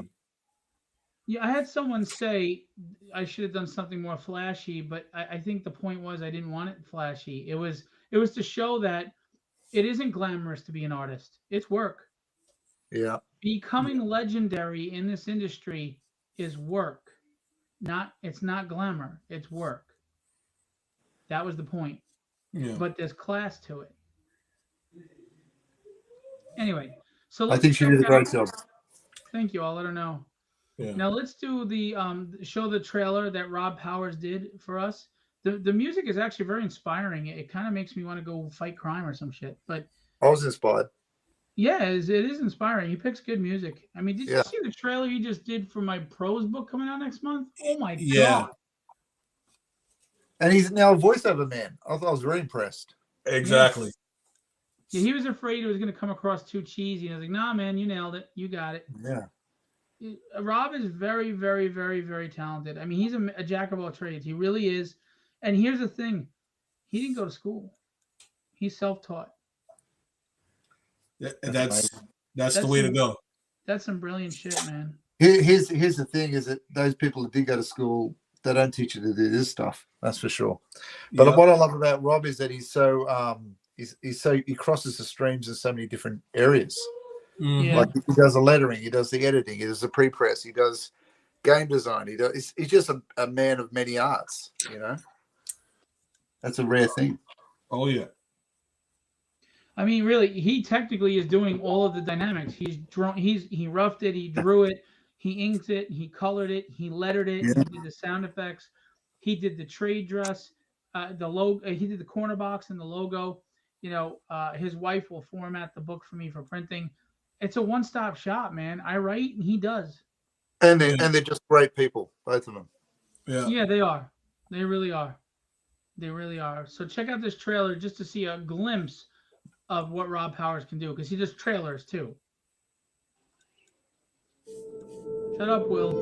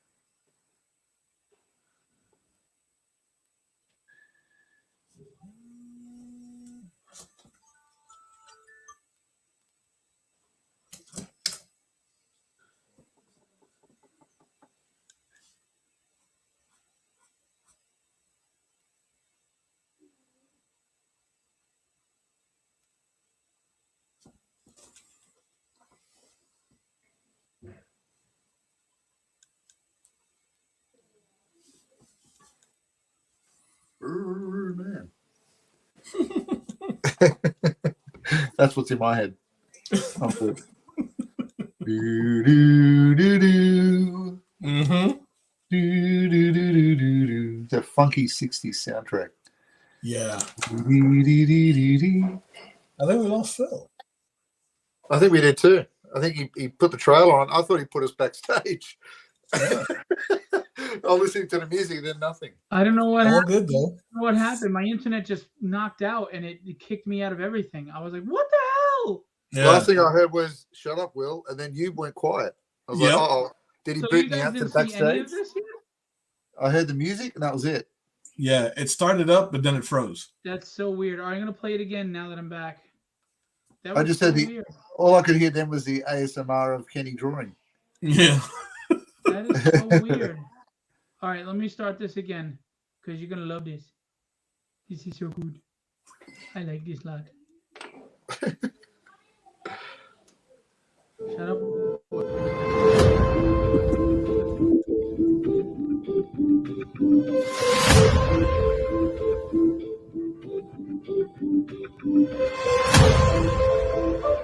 Prisoner.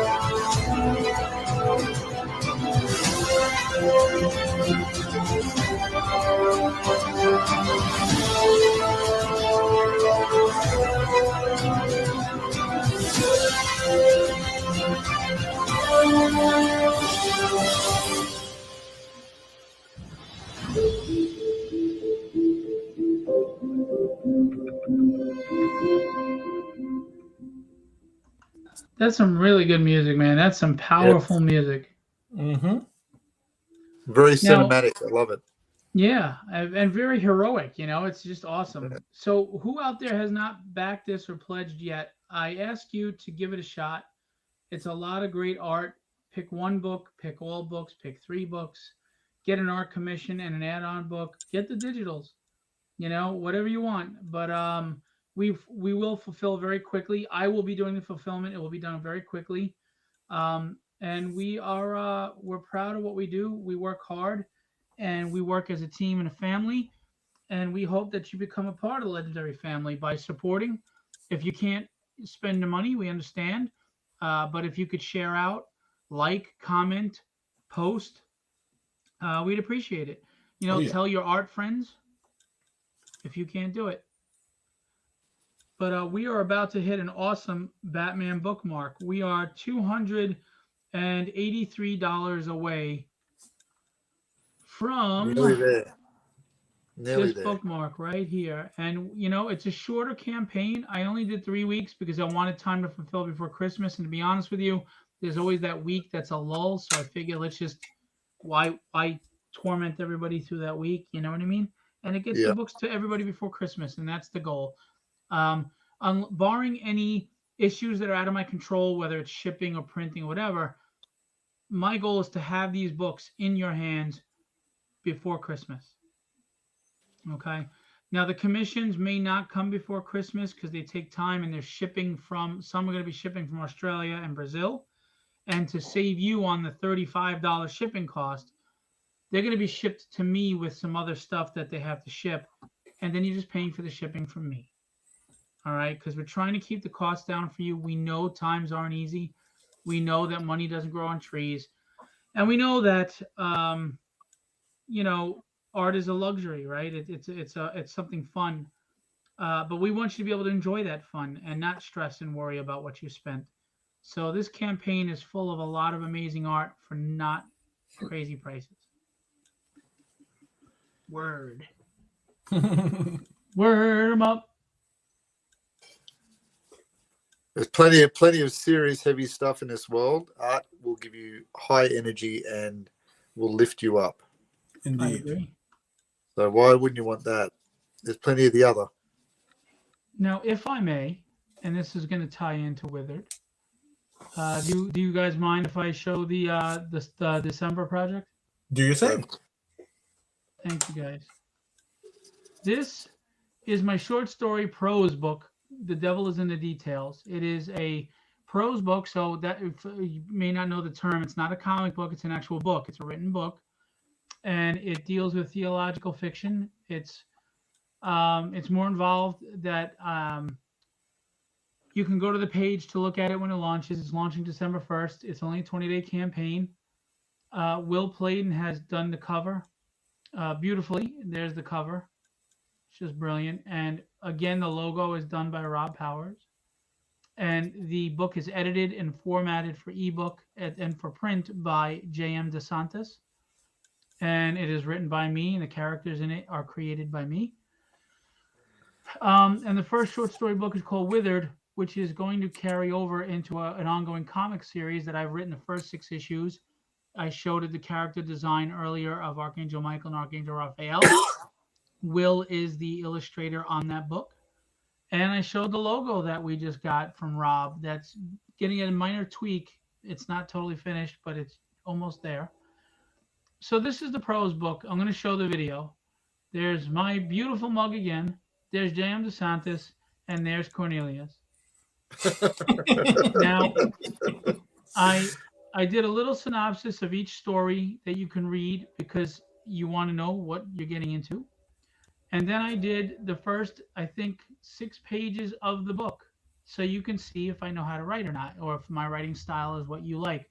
I will never tell you I'm a good writer or a bad writer. That's up to you. What I'll tell you is, go find out. I challenge you, I dare you, I double, triple dog dare you to go find out by buying my books and supporting artists. So there you go. That's the cover in all its glory. Painted. It's a painted cover by Will. All right. I didn't finish the stretch goals yet, but at $750, we're going to have a nice bookmark, which I have the graphics. They're being made now. $1,500, we're going to get a metal bookmark, which is gorgeous. It's kind of a Baroque angel versus a demon that Will painted. And then we're going to get it for $3,000 if we reach there, which I don't expect to, but we're going to get this without the logo as a beautiful print. I'm not going to lie to you. I am not expecting much from this campaign.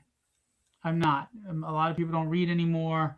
Theological fiction either turns off people that are very religious or atheists because they can't for whatever. Because this is the one topic for some reason people can't just accept fantasy or fiction from. Because obviously religion is a very serious and touchy subject. I'm a very spiritual man. I have a great belief in God. So this is by no means my attempt to mock, insult, or rewrite anything of God. It's certainly not telling you as an atheist preaching to you that you have to believe in God. It's not. It's just taking biblical and theological figures and making a fantasy story. Because I'm even going to incorporate other gods, Egyptian, Indian, Greek, Japanese. It's going to be this whole supernatural element thing. So it's not religious. I promise you. It's based in the theology of things, but that's about it. So here is the trailer. Again, it is not only produced, but it is narrated by Rob Powers. And I'm going to let you know now, if you are an indie creator, Rob is available for trailers. Reach out to me. He's also available to film commercials for your products. Commercials would cost you thousands of dollars to do, where it won't cost you thousands with us. All right? You want to look professional? Look at what he can do. Here we go.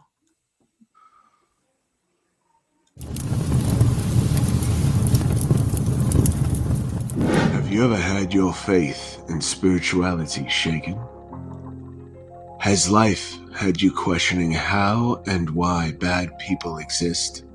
Why we slave at jobs we hate, or why bad things happen? Do you look inward at what motivates you to keep moving forward despite the hardships of life? These 7 short tales explore the many possible reasons and motivations in an interesting and fictitious way.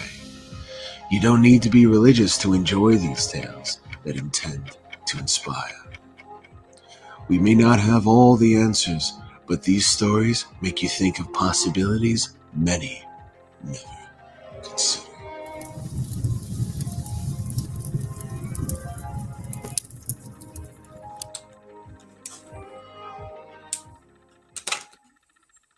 That is just some. He's so good. And to be a creator and see stuff like that about what you've created is it's amazing. It's a wonderful feeling. Something I never thought I'd experience. So I cannot thank all of you enough for all your contributions to bring my projects to life. So December 1st, The Devil's in Details is going to launch. As a matter of fact, I have 20 of the books at a printer right now to be printed up to see what they're like and see if they print right. I've invested that money and time because I want to make sure that you get a professional looking product. And I also will be probably giving those 20 out to family and close friends. But anyway, so that's The Devil's in the Details, which is going to lead into Withered, which is going to be illustrated by Will Pleydon. He's already on character designs, and it will debut issue 1 in March 2023. So let's see what these guys are doing. Birdman. Mana.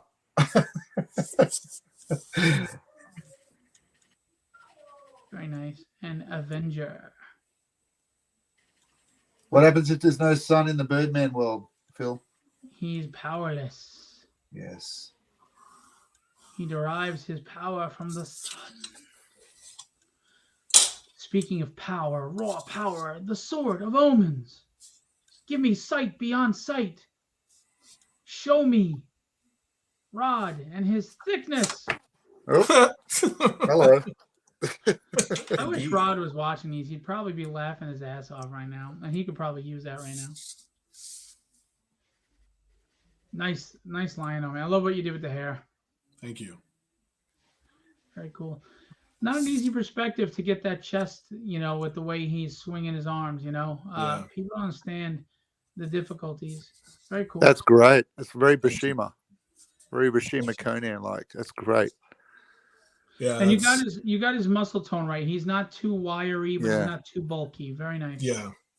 It's great doing that drop shadow, isn't it, underneath him? Oh, I love that. I love doing that. So Tigra's going to be right here. Yeah. We're going to get a back perspective. So he'll be, we're going to be looking at his back, right? Yes. Side pro of his face. And he's going to be holding the whip straight across. Yes. With the three the 3 bolos hanging out here, right? And then I'm going to put Panthro like somewhere back here. Oh, Very Panthro cool. needs more love than that. Panthro's the best. Yeah. Are you going to do the Spirit of Jaga in the background? Yeah, so nice. right, so this is the full look, right? So I'm gonna kind of do everyone sort of like art, Yep. Dude, along the front. Can I make a suggestion? Why don't you make this 3 pieces so that you can get more of big body work of the other guys? Really get all 5 of them, Wily Kit and Wily Cat. Yeah. Oh, okay. I can do that. And you can put Snarf between his legs on the floor. Like around here. Yeah, right there. Put Snarf there, like looking all. You know what? I didn't think of that. Yeah, I can put him there, and then you I could can have add the new gen and then characters. you could have the ghost image of Jaga behind them. Yeah. Yeah, it's like the intro of the show. Remember he spins around? Coming out that way. Sweet candy nuts. Very good ideas. That's why we're here. Zach, who's an amazing painter and artist, said, I am amongst kings, inspiring all around, gentlemen. Keep up all the kick-ass work. Guys, happy to be here with you tonight. Zach, you definitely show us what you're drawing, Yeah. and go check out Zach's paintings. He's leveling up. He was always great, and now, he's just putting out some amazing stuff. Um, he could do anything from beautiful scenery paintings, Bob Ross style stuff, of his own style, of course, to superheroes, to other things. So um, I would love to get two paintings, one from Zach and one from Will, Lord of the Rings. Lord of the Rings. Hell yeah. I wanted to commission Zach for Lord of the Rings, and he turned me down. What? Yeah. I would do a Lord of the Rings one as long as I can do one of those big evil dark towers. Ooh. You would go that route. You're such an evil bastard. It's fun. It's fun. Well, I wanted Zach to do the Shire. Okay. Or maybe I'd do the journey across the mountains, the snowy mountains, with the big falcons or bird creatures that were attacking. That'd be a cool one to do. Well, I don't know. I haven't gone that far, but I definitely think Zach would do an amazing Shire because of the way he does landscapes. And you would too, of course, Will. But I was thinking maybe, I know what you would do, Will. What's that? Gandalf in front of the Balrog. There you Boom. go. That is it. You shall not pass. Yes. I like that. Yes. Or maybe those evil dark riders. That were pretty. I always like those. Ooh, the They Wraith. Cool, but honestly, the two most powerful scenes, especially in the book, are Gandalf bravely facing the Balrog as an ancient demon by himself. Right, that thing can kill everything, and when what's his name? Oh my God, Boromir. Now in the movie, he takes 3 or 4 arrows, and he won't go down. Right. Yeah. In the book, he has like 20 or 30 in him. He was so badass in the book. There were like 35 orcs dead around him, and he had like 30 arrows in him, and he was still alive. He was so badass in the book. It was crazy. He knows what to Those do. are the 2 most powerful moments. Zach said he's actually finishing up a painting right now. Thanks for mentioning the art. I definitely have you in mind for Lord of the Rings. Peace, my friend. I have more confidence now. Oh, there you go. That I'm going to make a little public service announcement real quick because I even rep some amazing artists that have confidence issues. Don't be your own worst enemy, please. It's good to be humble and to want to grow, but if your confidence is going to keep you from challenging yourself or taking commissions or getting out there, then you're only hurting yourself. Believe in yourself, trust in your ability to get better, and trust in your level that you're at. And if someone's asking you for a commission, that's because they believe you can deliver. Yep. They already think you're there. So please don't do that to yourself. Whoever you are out there, be realistic about where you are as opposed to where you want to be, and that's fine. But if someone commissions you, that means they already believe you're where they want you to be. Mm-hmm. Don't let your confidence knock you down.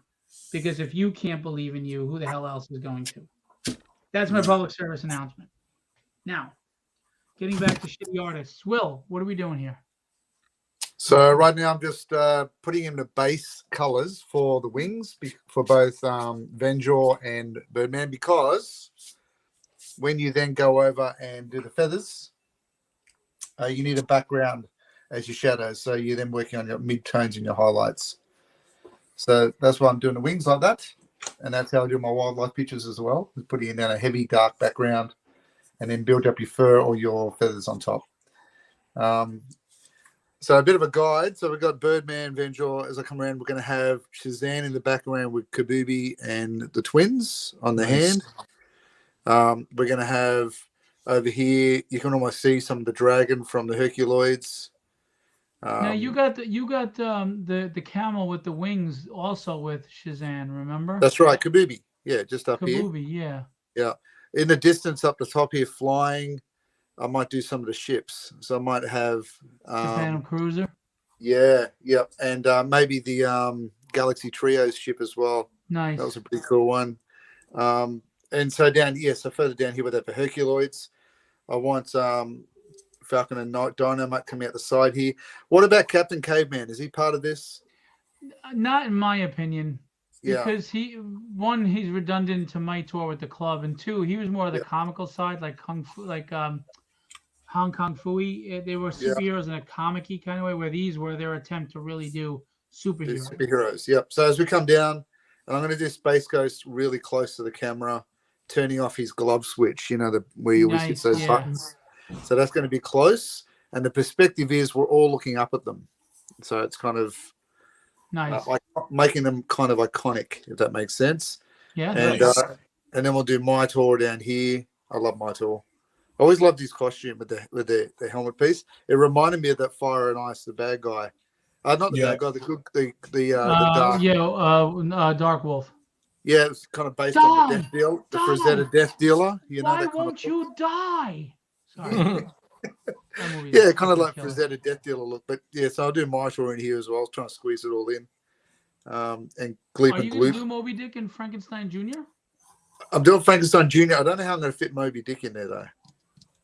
Just put water in the background, have him jumping out of the water, like jumping up out of the water with the kids. I might do a distant. Maybe I could do a distant piece here, where he's kind of maybe doing an arc, like a porpoisey arc through the water. Yeah, something like that. And Or- is Adam Ant part of that as well? I would say he's the cartoony one, to be honest with you. but Impossible. That's up to you. Galaxy Impossible, Trio. I've got yes. so much. I've got so much to Impossible, squeeze yeah, in. Galaxy Trio. Now with Moby Dick, maybe you have a body of water in the background, and he's just halfway above it, and with Yeah. the blowing water out of his hole, and the kids are sitting on his back.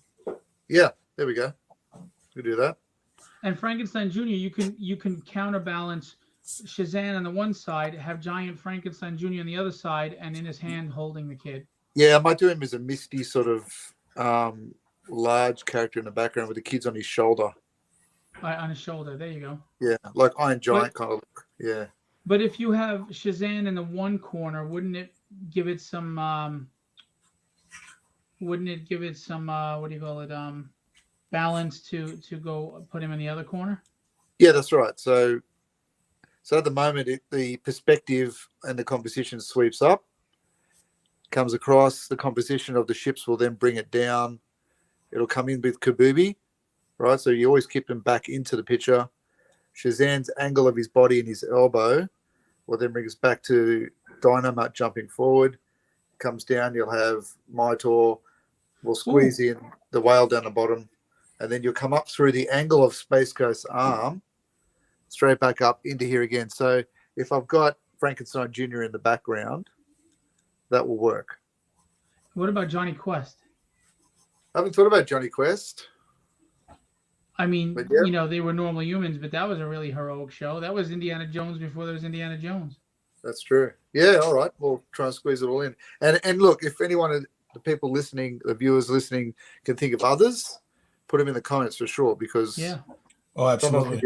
when you're mapping these things out, sometimes things fall off the radar. Yeah. Good luck, Joe. Hope it all goes well, buddy. Now, doesn't Birdman have the Avenger? Like, doesn't he have the insignia on his chest? No, he's got it on his head. Oh, okay. It's I on. don't It's a remember. tiny emblem on his forehead, but you can't see because he's looking up. Oh, you know what? Hang on, I got to show you something, Will.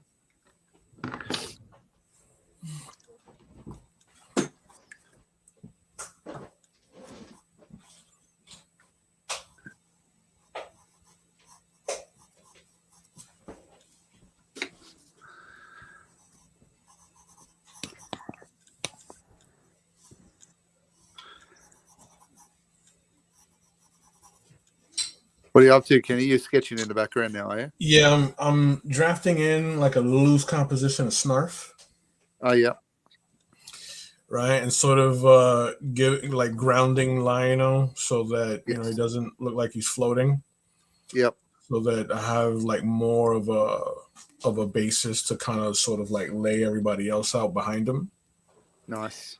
Throw Snarf in here real quick, very loose. I do like the cowering kind of posture, you know what I mean? And it'll be a nice way to fill in like some of this negative space behind the leg with his tail. Nice. Very cool. Meanwhile, I said Snarf, it ended Snarf, mine and- the man who says his name even when he's scared. Yeah. Says his own name. Snarf, Snarf. Well, you know. He annoyed the crap out of me, but I understand Oh, I love Snarf. the need for him. All right, so. Oh, what the hell? I'll show you off camera later. Okay. Meanwhile, I said we'd end at 9 because I got to get ready for the show tomorrow, and here we are at 9:30, and we're just having fun. And just being Well, silly. you tell me when you want to wrap, and we'll just keep doing it. Well, I Yeah. certainly won't go by when you're done. Kenny's on a it's second just character already. that spice that keeps me coming back. I'm telling you, I'm that spice that gives you diarrhea. Yeah. What was it? Oh, I want to let everybody know, if you're in Long Island, tomorrow I will be tabling at the Sayville Library Convention. It's a really good convention. They get like 12 to 1,500 people in the door. It's a nice family a day event. And I will be there selling artwork and prints from Ledger Illustrations, as well as my comic book Tragedy. So come hang out. Come say, or even if you want to just come say hi. If you got nothing to do and you want to stop by the library and just shoot the breeze with me, you don't have to buy anything. Just come say hi. Sounds good. Sayville Library. It is out in Suffolk County.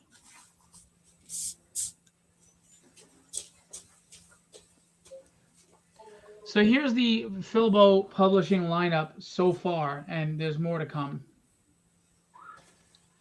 We have the Legendary Illustrations book, which is in Filbo. It's Legendary Illustrations going on right now. We just wrapped up Unknown Heroes with the first appearance of the Dynamics.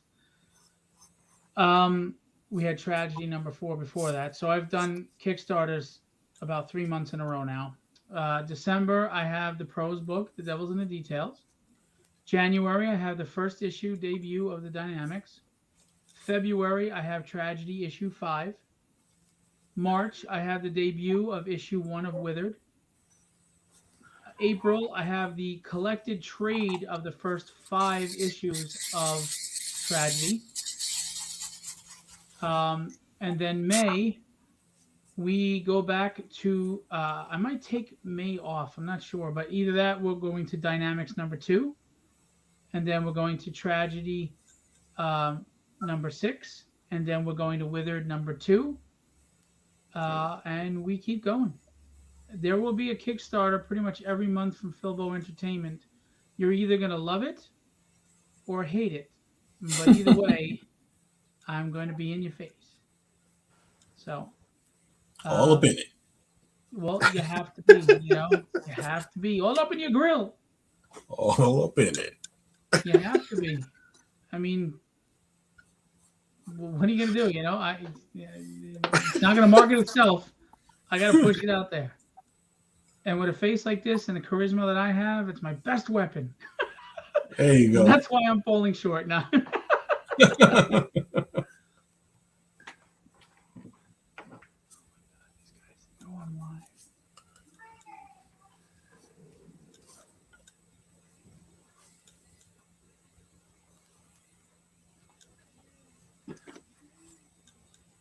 Well, do you live stream at all? Like on YouTube? I'd like to have more. I've got a YouTube channel, and I started following you. Yeah, and I want to do more, but it's just time. Like, it's not that I don't want to. Yeah, I hear it's you. just time,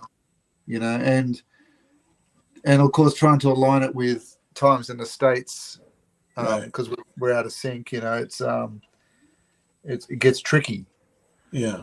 I'm in the process of building a new studio, so I can actually get out of the corner of the house and have a bit of space, set up some lighting, proper lighting, and do it properly. I got you. But yeah, definitely when I'm doing that, then I'll start to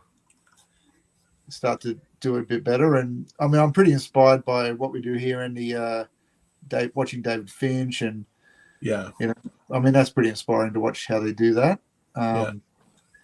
So yeah, definitely keen. Well, once you figure that out, Yeah. I'd be down to jump on there with you. Do some Sounds good, buddy. drawing, shoot the shit a little bit. Yep. Sounds good. Speaking of YouTube channels, you've got Will Pleydon. Is it the Art of Will Pleydon? Yep, it all is now. So YouTube, Facebook, Twitter, all of it's the same now. Art of Well Played. Took me a while to get Facebook changed over, but it is what it is. But yeah, they're all the same now. So go to YouTube and subscribe to the Art of Will Pleydon, and while you're there, subscribe to CreatorCon event. You'll see all my interviews on there, including the one coming up with Dan DiDio next Thursday. You'll see, dude, 135 interviews. I've got Kevin Eastman, Eric Larson, Ian Churchill, huge names in the industry, and just adding more. Chuck Dixon, Dan DiDio, and more coming. You can also see all these live art streams on that channel. So there's a lot of entertainment on there for you to, even if you want to put it in the background while you're drawing or doing something. So go to both those YouTube pages and subscribe, please, and hit the bell for notifications. Yeah, like I'd like to be able to do some more instructional based ones, for sure. I mean, a lot of mine is I've just kind of filmed it and put it in fast forward so people don't get too bored. But right, almost like you just kind of sit there and watch it while you're having a cup of coffee, kind of thing. But yeah, I'd like to do some more where you're guiding through the drawing a little bit more, the process. Right. Yeah. I mean, I'm down for it. I mean, because you come from the perspective of someone who teaches also. Yes. I think that we can do something really cool. Yeah, I agree. Absolutely. Absolutely. Are you guys okay with me? I'm sorry, I didn't mean to cut you off. Go ahead. No, go for it. That's all right. We're just talking. Do you mind if I show off the logo? No, go if you like. Yeah, go for it, dude. Nice. See, that does. Oh, that was great. Without the stroke, that feels really, really good. That looks like a like you see D23, they have the Disney convention and they release all of the titles of the Marvel movies or the Star Wars. That looks like one of those. Yeah, it does. Very cool. Rob did his thing there. He knows what he's doing. That kid knows what to do. Mm-hmm. Yes, he does. He got the tones and he got the crumbling letters, like it's withering away. It's crumbling. Yeah, man, he's great. Are you going to keep him? I think I'll keep him.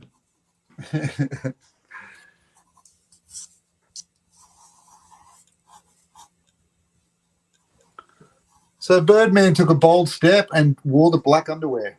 Just wearing the black undies. Nice. That's the way to go, though. Yeah, look, I mean, at least it's accessible for all of us. It keeps it authentic. Yeah, everyone can be Birdman. That begs the question: do you guys like superheroes with the undies, like Superman had and Batman had, or do you like without the undies? No undies. I like the undies. I'm good either way, actually. I mean, because I could understand why the underwear on the outside was such a thing, and it's it's a sign of the times. Yes. Right. But the full like onesie without the undies on the outside, like I can understand that one too, because it's more of a modern tactical thing. Yeah. Yeah, I do. My heart sort of leans towards that real 1940s and 50s strongman, strongman kind of look. So I can't understand the origins of it, but yeah, if I get to if I start to think too much about it, then I go, maybe I don't want it. Like it's right. Makes so, no like, sense. Some changes make sense though.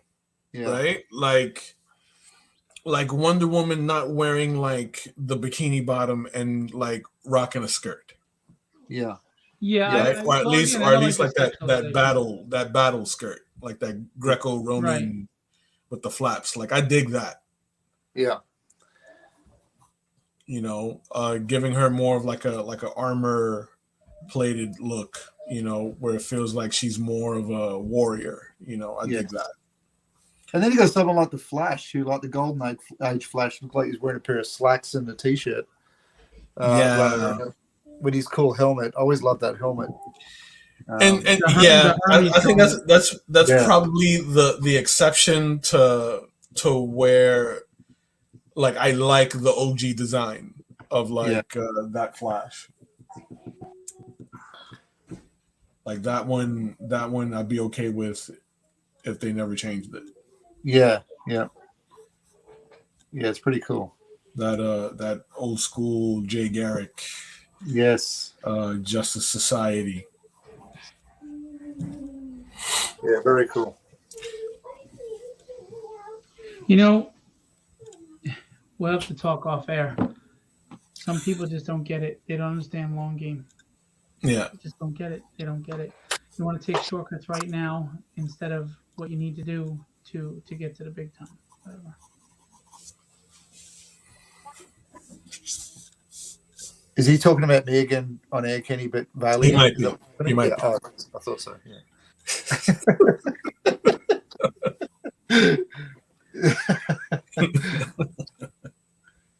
He does that. You know, after you hit 50, it's all downhill. He's forgot that I'm actually even on air. He's moved on. He thinks we've left the room. Right.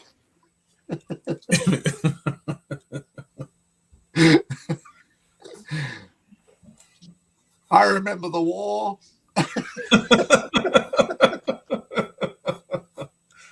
Back in my day. In the war.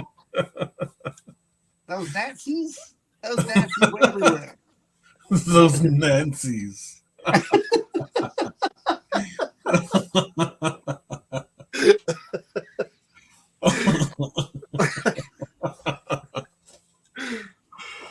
fought the war in dead shoes. You kids today don't even know.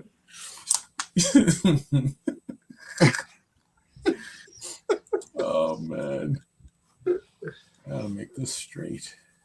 I'm going to say this right now because this annoyed the hell out of me. Yeah. Okay. I don't ever want to hear from anybody that you don't want to make a change to something that could benefit you when you're submitting after having a portfolio review by a big publisher for whatever your reason is. And then your answer is, well, they may not get back to me anyway. I don't ever want to fucking hear that. Right.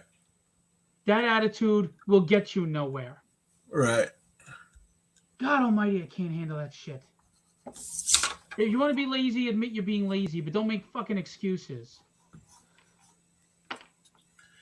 Well, 10-4. No, I'm serious. I'm trying to give platforms to people here and an outlet and a door to open, and you wanna sit here and take a shortcut because you don't want to make the change, and then your response is, well, they might not get back to me anyway. Well, then why bother? Why are you bothering then? Yeah. Go mow the lawn. Get another job. And the other response I got from this person before was, well, they're not going to like it anyway because they got critiqued, and they were critiqued a little hard. But that's what these editors do. If you can't handle that shit, take it on the chin like an adult. Take it on a fucking chin and learn what you need to change. And if they're telling you what you need to change and you want that life, make the goddamn changes. Don't make here's the thing is that in the art world, or even the commercial art world, you don't get the luxury of critiques. You just don't get work. I mean, the good thing with these editors is that they're telling you what needs to be changed. You don't get that in the commercial world. They just don't go to you. That's my point. That is, I tried to explain to a few people after some portfolio reviews that weren't bad. They just had things to work on. I welcome it. I welcome the. I said, first of all, you didn't get eaten up. Yeah. So that's a good thing. Second of, because God knows in the old days they would freaking rip you apart even if you were good, really good. So second of all, you just got the answers to the test. I mean, think about it. You took a test and got the answers wrong, and they came back and they gave you the answers and said, take the test again. Yeah. I mean, are you kidding me? It doesn't get better than that. Like, I mean, honestly, I just don't understand. Like, I do understand the fragility of their ego. I get it, I because know. I've taught kids that struggle with that, and adults. But I Suck think it the up. Put on reality your is, pants. well, the reality is you got to welcome it. I mean, you know, if you really are aware about your art and you're aware about where you're at, you know there's something not right, and sometimes you can't always see it. So it's good for them to do that critique. Like, it's, But the gee thing is, whiz. these portfolio reviews, they were very nice. Do you know Yeah. what they used to do? I mean, Yeah. there were people that would just crumple up your art right in front of you and throw it in a waste paper basket and say, you're never going to make it, or stop Yeah. drawing. Yeah. I mean, Well, look at that story with Frank Miller and Neil Adams. When Neil Adams told him to go back and pump gas at Vermont rather than do art. You know, like that's harsh. You know? And honestly, there's an audience out there for everybody, you know, and a lot of that's one of my takeaways from the portfolio review, you know, that a lot of what they tell you is a matter of preference. Yeah. You know, and I've seen guys with successful indie books that, you know, do stuff that's, you know, along the lines of like Sam Keith, you know, like a very loose Sam Keith. Exaggerated, yeah. You know what I'm saying? So, and you know, again, it's a matter of preference, you know, and I understand that those particular editors, because they, you know, they want to maintain a particular status quo, you know, they're going to tell you, like Phil said, they're going to give you the answers to the test. Yeah. You know, tighten up here, tighten up there, and then come back. Yep. I mean, you know what I mean? Obviously it's not as simple because you do have to get better at your craft in some Sure. cases, but none of the artists that got reviewed were critiqued for anatomy or line work. True. We had no issues with any of that. And that's the only thing that I can see you being a little discouraged, because it takes time to get better at line work. But they all were reviewed as being pro level line work. Just a few It was like storytelling, sequential. Yeah. I mean, yeah, and sequential. it was minor stuff. It was minor stuff. And to be honest with you, and I try to explain this, different editors are going to have different ways of seeing things. The one editor, and I'm not going to name the company, it was a big company, was a little more tight on what they felt sequential should be, and the other editor was a little looser. Right. So, but if they're giving you the answer, and it's not something that you have to work on getting better at, but just doing what they said, because if your line work is professional, and you could do a sequential panel, but it's a minor thing, is add this panel just to connect this to this so it makes sense, or add this one little thing in the background. That's simple stuff. That's not talent level. That's knowledge level. That's understanding. That's something that you can fix immediately. Sure. And resubmit, and you're in the big time. Yep. Well, that's the thing. If you're not going to listen to people that are already in the industry, then it's just pearls under swine. I mean, you're wasting. That's valuable knowledge that you're just throwing in the bin, and it's probably, this industry is probably not best suited for you. Like, it is what it is. I mean, the first portfolio review I ever had was because I'd come straight out of the portrait and realism world. I was doing this kind of stuff and handing them sequentials that was in that style, and an incredible artist and person that was running the creative at the time for DC just said, I can't ink this. You've got to go adjust the style. And so my sequentials had to be adjusted. And so I took it home. I held on to that advice like gold, and then and it paid off. So you just got to, if you don't listen and you don't take it on board, I mean, sure, there's going to be people that critique your work that might be a little bit off, or maybe misinformed, or maybe they don't know your genre. But I mean, when you're going to work in the comic industry, like you really are choosing to do superhero work or horror work or whatever it is. But you've got to amend the advice according to the genre you want to work in. But here's the problem: it's not that this person has a bad attitude as far as ego or anything. It's right back to what we talked about before with Zach. Yeah. It's his lack of confidence. Yeah. If your answer to me is they're not going to get back to us anyway, that means you're not confident that you're good enough to get it done. And you know what? Then you're already done. Yeah. No, that's what that is. What that is shoot. It's not so much a confidence issue. It's shoot. I had the word in my head, and it just freaking vanished. Is it a cynicism, a lack of confidence in them to there is the cynicism, right?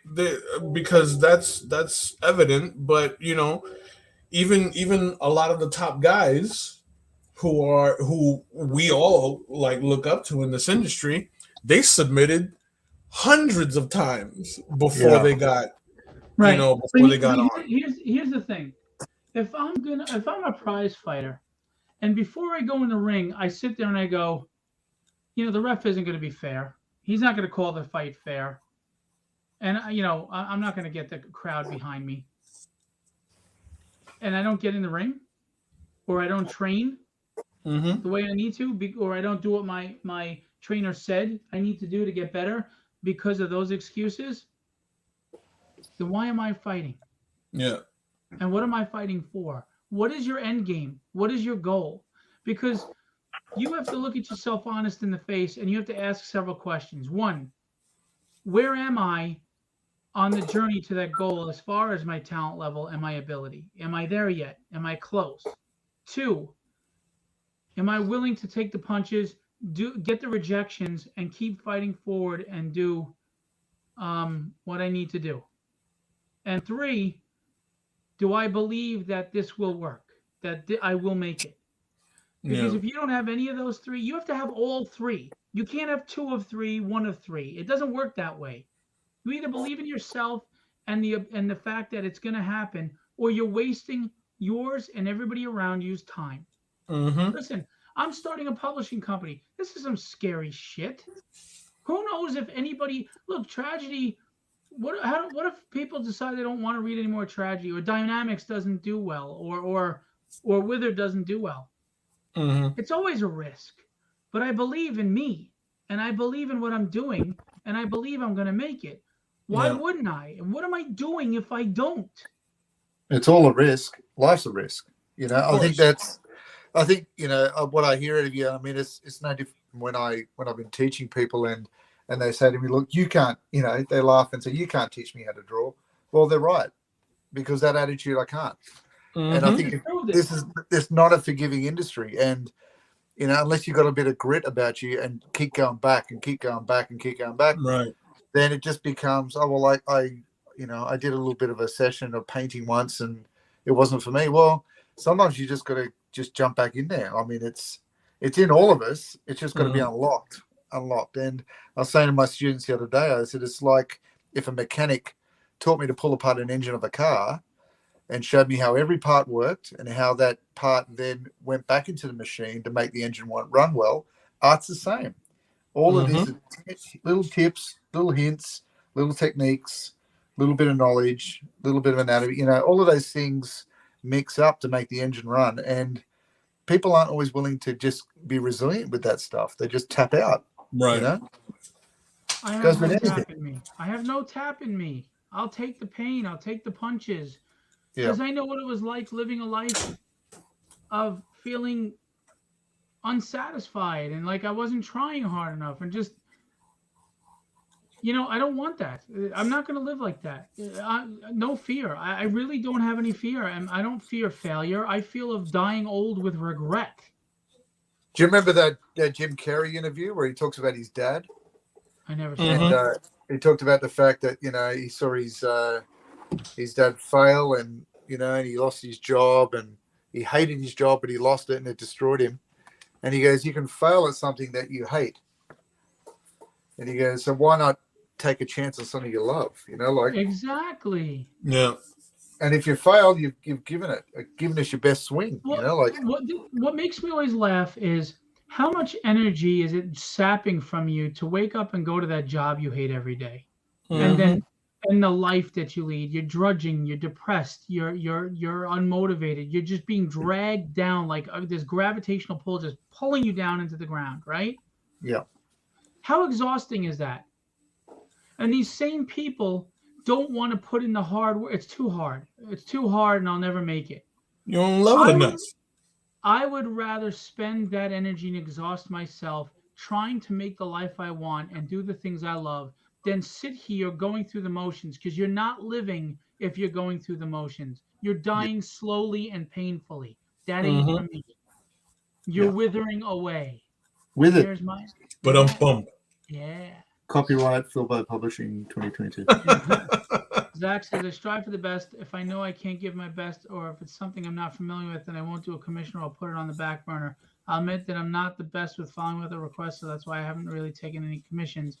Now that I'm full time, I realize that I have to step out of my comfort zone at times. Trust me when I say that I've kept you in mind about what. Yeah, this isn't a statement about you, Zach. Please don't take it that way. And this had nothing to do with you. This is about another artist that I deal with. Here's the thing. You said it, Zach. The key to a happy life is to be uncomfortable. Mhm. I know that sounds stupid, but think about it. When you're comfortable, you are not growing. When You're you're not progressing. comfortable, you're stagnant. When you're stagnant, there's no growth. Well, we live in a progressive universe. You've got to keep moving. I make Mhm. myself uncomfortable every day. I even wear tight underwear that squeezes my. Well, anyway, so Hello, yeah, hello. hello. I do. I make myself uncomfortable all the time. Sean Chen had said to me, and it was a great compliment. He's like, I don't know how you just do this fearlessly. You just jump into whatever you get something in your mind and you just go do it. You do it balls to the wall. You do it 100%, and you just keep moving. And you're not afraid, and you're not afraid to fail. And he goes and you do it well. Now I don't know about the well part. That's for everybody else to decide. But it was a great compliment that really flattered me to hear Sean say. Sean, one of the best artists in the industry, and accomplished. And yeah, I'm not afraid. I don't care. I don't understand this afraid of failing. I don't understand this afraid of looking bad. I have been so raw and honest live. I've made a total fool of myself. I've cried, I've laughed, I've gotten angry. I've been transparent about what I'm thinking and feeling.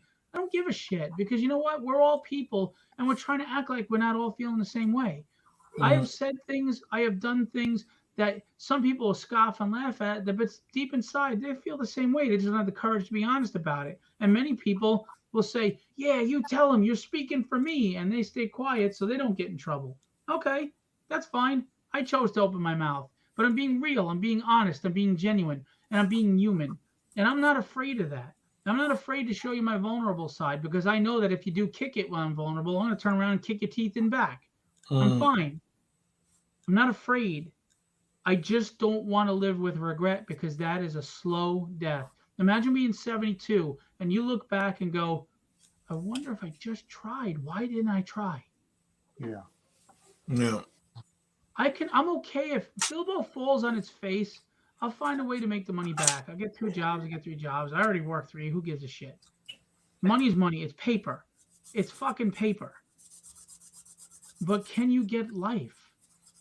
For all we know, we get one shot at this. I mean, I'm not going to get into my beliefs about after this life, heaven or whatever. Some people believe in reincarnation. All I know is I only have what's now. I live in the present. That's all we have, and it's called the present because it's a gift. I don't want to abuse that gift. I'm guaranteed a second from now. After that, I could drop dead of a heart attack right now live. We don't know. I almost died of COVID. I could be gone. My family could be without me. You never think of that stuff until you're older. I want to live. I'm not afraid you will be. You will be. Yoda.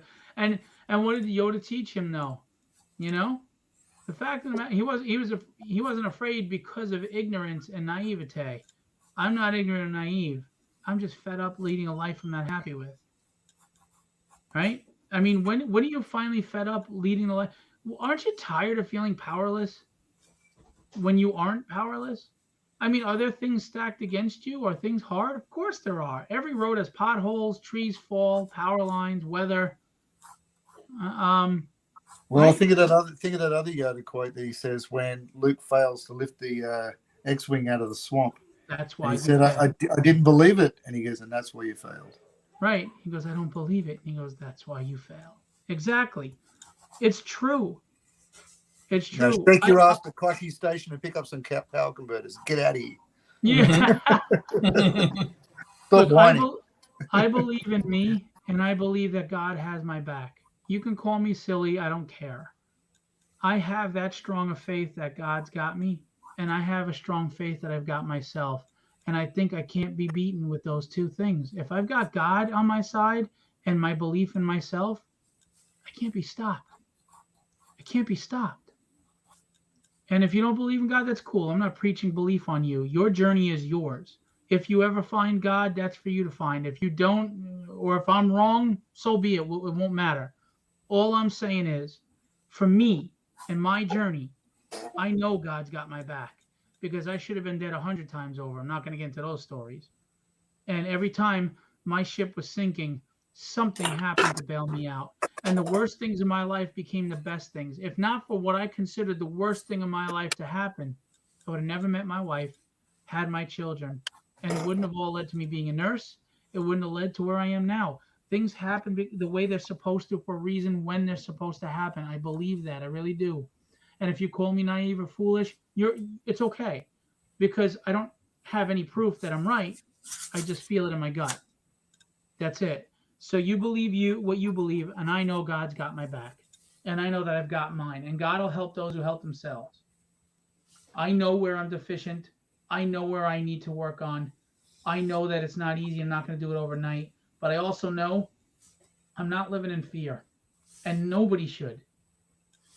You know, you can blame the government, you can blame your parents, your upbringing, you can blame circumstances or money. There's always an easy reason to say you can't do something. But what's the one worthwhile reason you say you can? Because it matters to you, because you're passionate about it, because it's your heart's desire, because it's happiness, it's fulfillment, right? And it's not so much achieving your dream and living that luxurious life that makes you fulfilled. It's that you struggled, you fought, and you succeeded. You proved to yourself what you're worth. That's why there's so many insecure people out there because they've never been tested. They're afraid to be. They're afraid to get in the ring and get hit. They're afraid. I told my daughters, I teach them how to fight just in case, right? I tell them it's the last resort, but you learn how to fight. And when I teach them, they're always swinging like this and running backwards. And I said, you will never win a fight if you're afraid of getting hit. Never. There is no fight on this planet you will ever win if you're afraid of getting hit.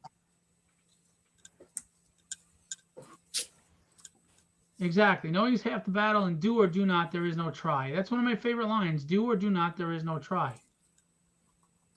I'm serious about that. I know, I'm sorry, I turned this into a serious tone, but I told the other day, my daughter said, I can't do something.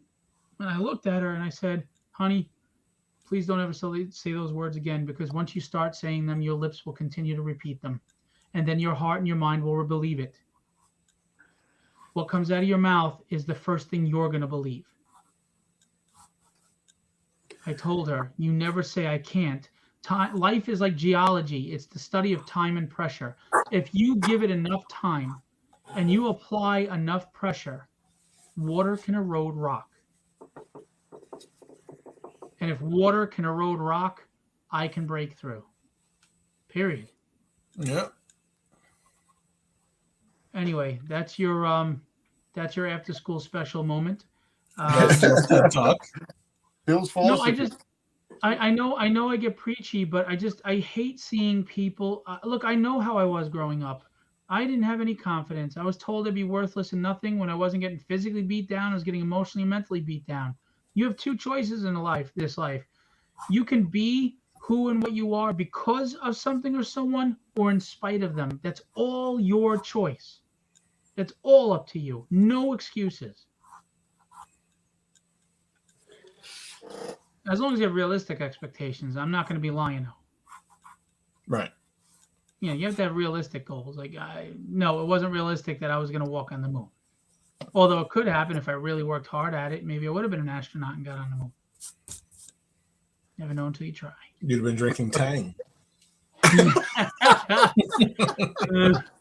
And listen, I would really be hopping on the moon with my old man kit. There you go. Tang. With your moon boots. My moon boots. Oh, 70 Tang. stiletto heels. Drinking Tang. Tang. In powder form only. Oh, yeah. We're going to wrap this up in a minute because we have almost 3 hours. Yeah. I'll end it with this. I'm sorry for my going on my diatribe here, but if you are feeling down and unhappy with your life, I ask you to just use introspection. Look at what you're doing to create this life. Understand you're not powerless. If anything, you have all the power, and your life is what it is because you made it that way, because you allowed it to be that way. Sometimes it's not your actions, it's your inactions that cause your life to be the way it is. Yeah. Get up and fight. Get busy living or get busy dying. You're damn right. Andy Dufresne. Damn right. I mean, think about it. With a little rock thing, I know it's a movie, but it took him 30 years, but he got through that wall, and then he drudged through 2 football fields of shit Yep. to come out Great clean on the movie. other side. Yes. It's a metaphor for life. That whole movie is the metaphor for life. Burn, man! You know it. You know it.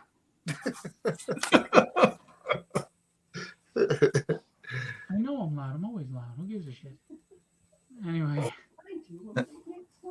Well, then shut the door and put headphones on, woman. Go watch Birdman. She didn't like my Birdman yell. What the hell? Wait a minute. You're the one who can't hear anything when I talk to you without your hearing aids in, but I'm loud? Because Hanna-Barbera breaks through all barriers. Including the sound barrier. Man, if you heard... Birdman. That's not quite... He was in Birdman. What the... That is the worst. All right. We're going to end this show. Kenny's doing some great stuff. Let's show that first, and then we'll show. Look at that Tigra in the background. Working Tigra, on Snarf, drafting in Chitara. You know what, Will? I just may do the Thunder Tank in the background. Oh, yeah. I just may do Oh, you're that. going to do Or the what castle? about the Thunder Tower, the Thundercats? The Cat's Lair? Yeah, the Cat's Yeah. Lair. There you go. Like, do that? like off in the distance somewhere. Yeah, for yeah. sure. Awesome. If I got room for it, because I want to put Jaga like over them, Bit of a right? jungle, maybe a jungle. Perhaps. That'd be cool. You know, I'm still kind of working that out, but Maybe the Thundercats toilet. the Thundercats toilet. What? You mean the litter box? Nice. The Always one Thunder of box. Always one of them knocks all the cat litter out of the box and Thunderbox. peas on the side. Thunderbox. So I'm little by little draft up more, but I think I will do a 3rd page. I think Yeah. you should. I think it'll be epic. Make Panthro the centerpiece of the 2nd one, and then Ooh, so like then right do here. the older guys and make like Bengali the Yeah, centerpiece of the 3rd I'll one. move those over. How cool would that be? And That'd then be do the very cool. villains one. Yeah, I'm totally gonna do a villains one. Like that. You That's gotta got to add be the its own Lunatax. piece, all in itself. You gotta add the Lunatax. The what? The Lunatax. You gotta add. Oh the yeah, Lunatax. absolutely. And don't forget to finish Lino's foot on the page, on the connecting page. It's right there. It's like not whoop. finished. It's like a little whoop right there. Oh, is it? Oh, okay. I didn't see Yeah. it. Come Hey, on, guys. come on. Guys, why is no one added to this Legendary Illustrations campaign in this 3 hours we're on live? Come on now. I still gotta get ready for tomorrow's show. Son of a... Damn you, Will. It's not easy Damn being you. greasy. Damn you. Does anybody know the reference? No. Nobody? Damn you. Where's it from? It's Khan from Star Trek The Oh. That was Khan. Well, I don't have a Mexican accent. I'm sorry. We'll get Alex to help. He's not Mexican. Isn't Ricardo Montalban Mexican? No.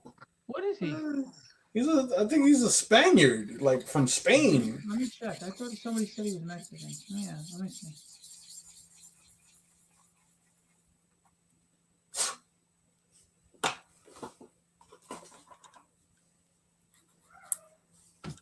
Yeah, he's a Mexican-American film and television actor. I told you. I stand corrected.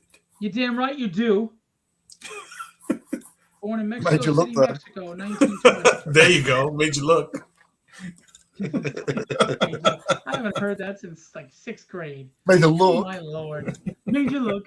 Psych. All right. We're going to end this. Thanks for everybody who showed up. I guess Gerald didn't make it tonight.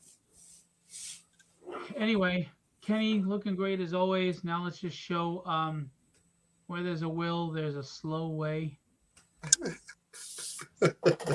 He's a pressure cooker. Yeah. Yeah.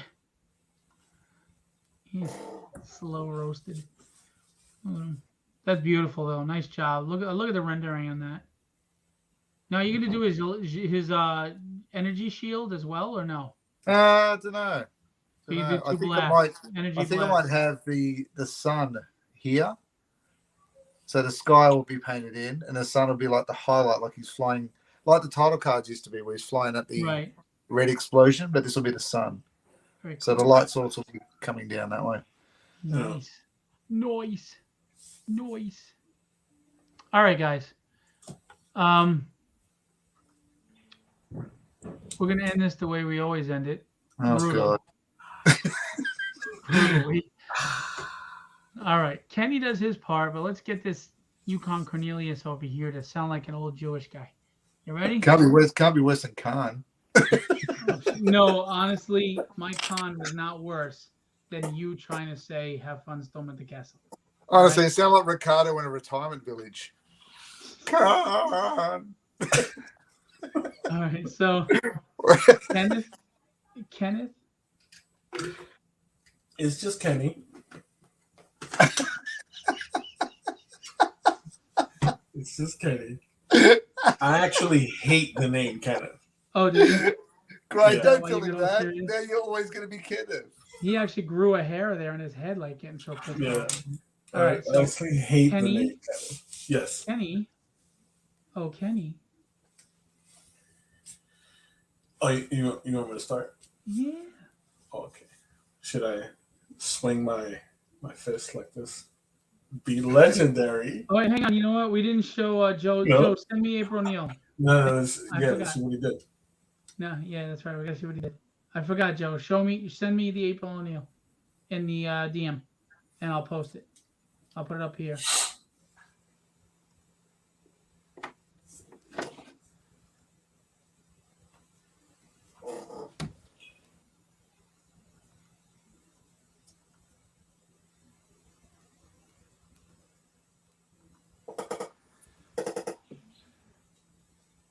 Come on, Joe. Send it to me, Joe. We are waiting for you. Come on. Show me what you got.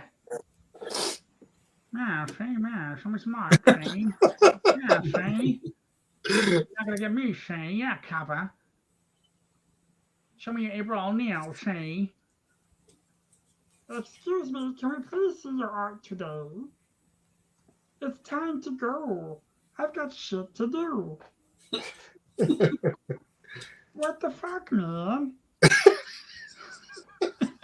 You know who you sound like? You sound like you remember the old Punky Brewster cartoon? Yes. I do. Did she have the imp? That little Yes, I imp? do.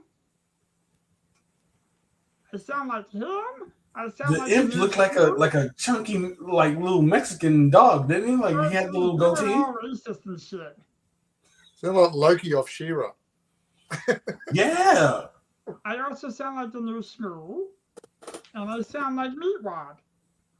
Meatwad. Definitely Meatwad. Joseph, are you still with us? Hello?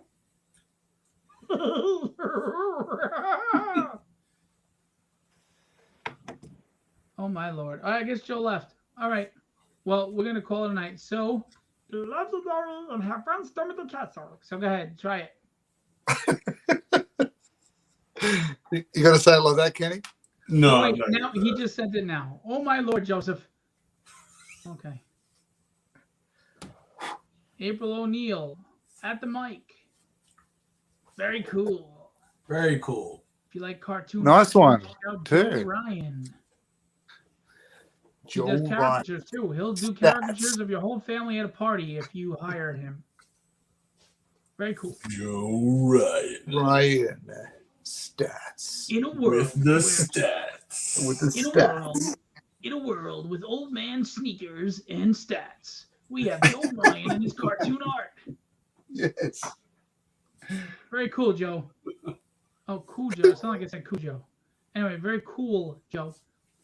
Jesus Christ. Okay. Let's do this, Kenny.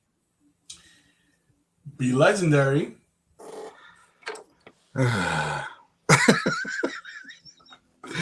Have fun storming the castle.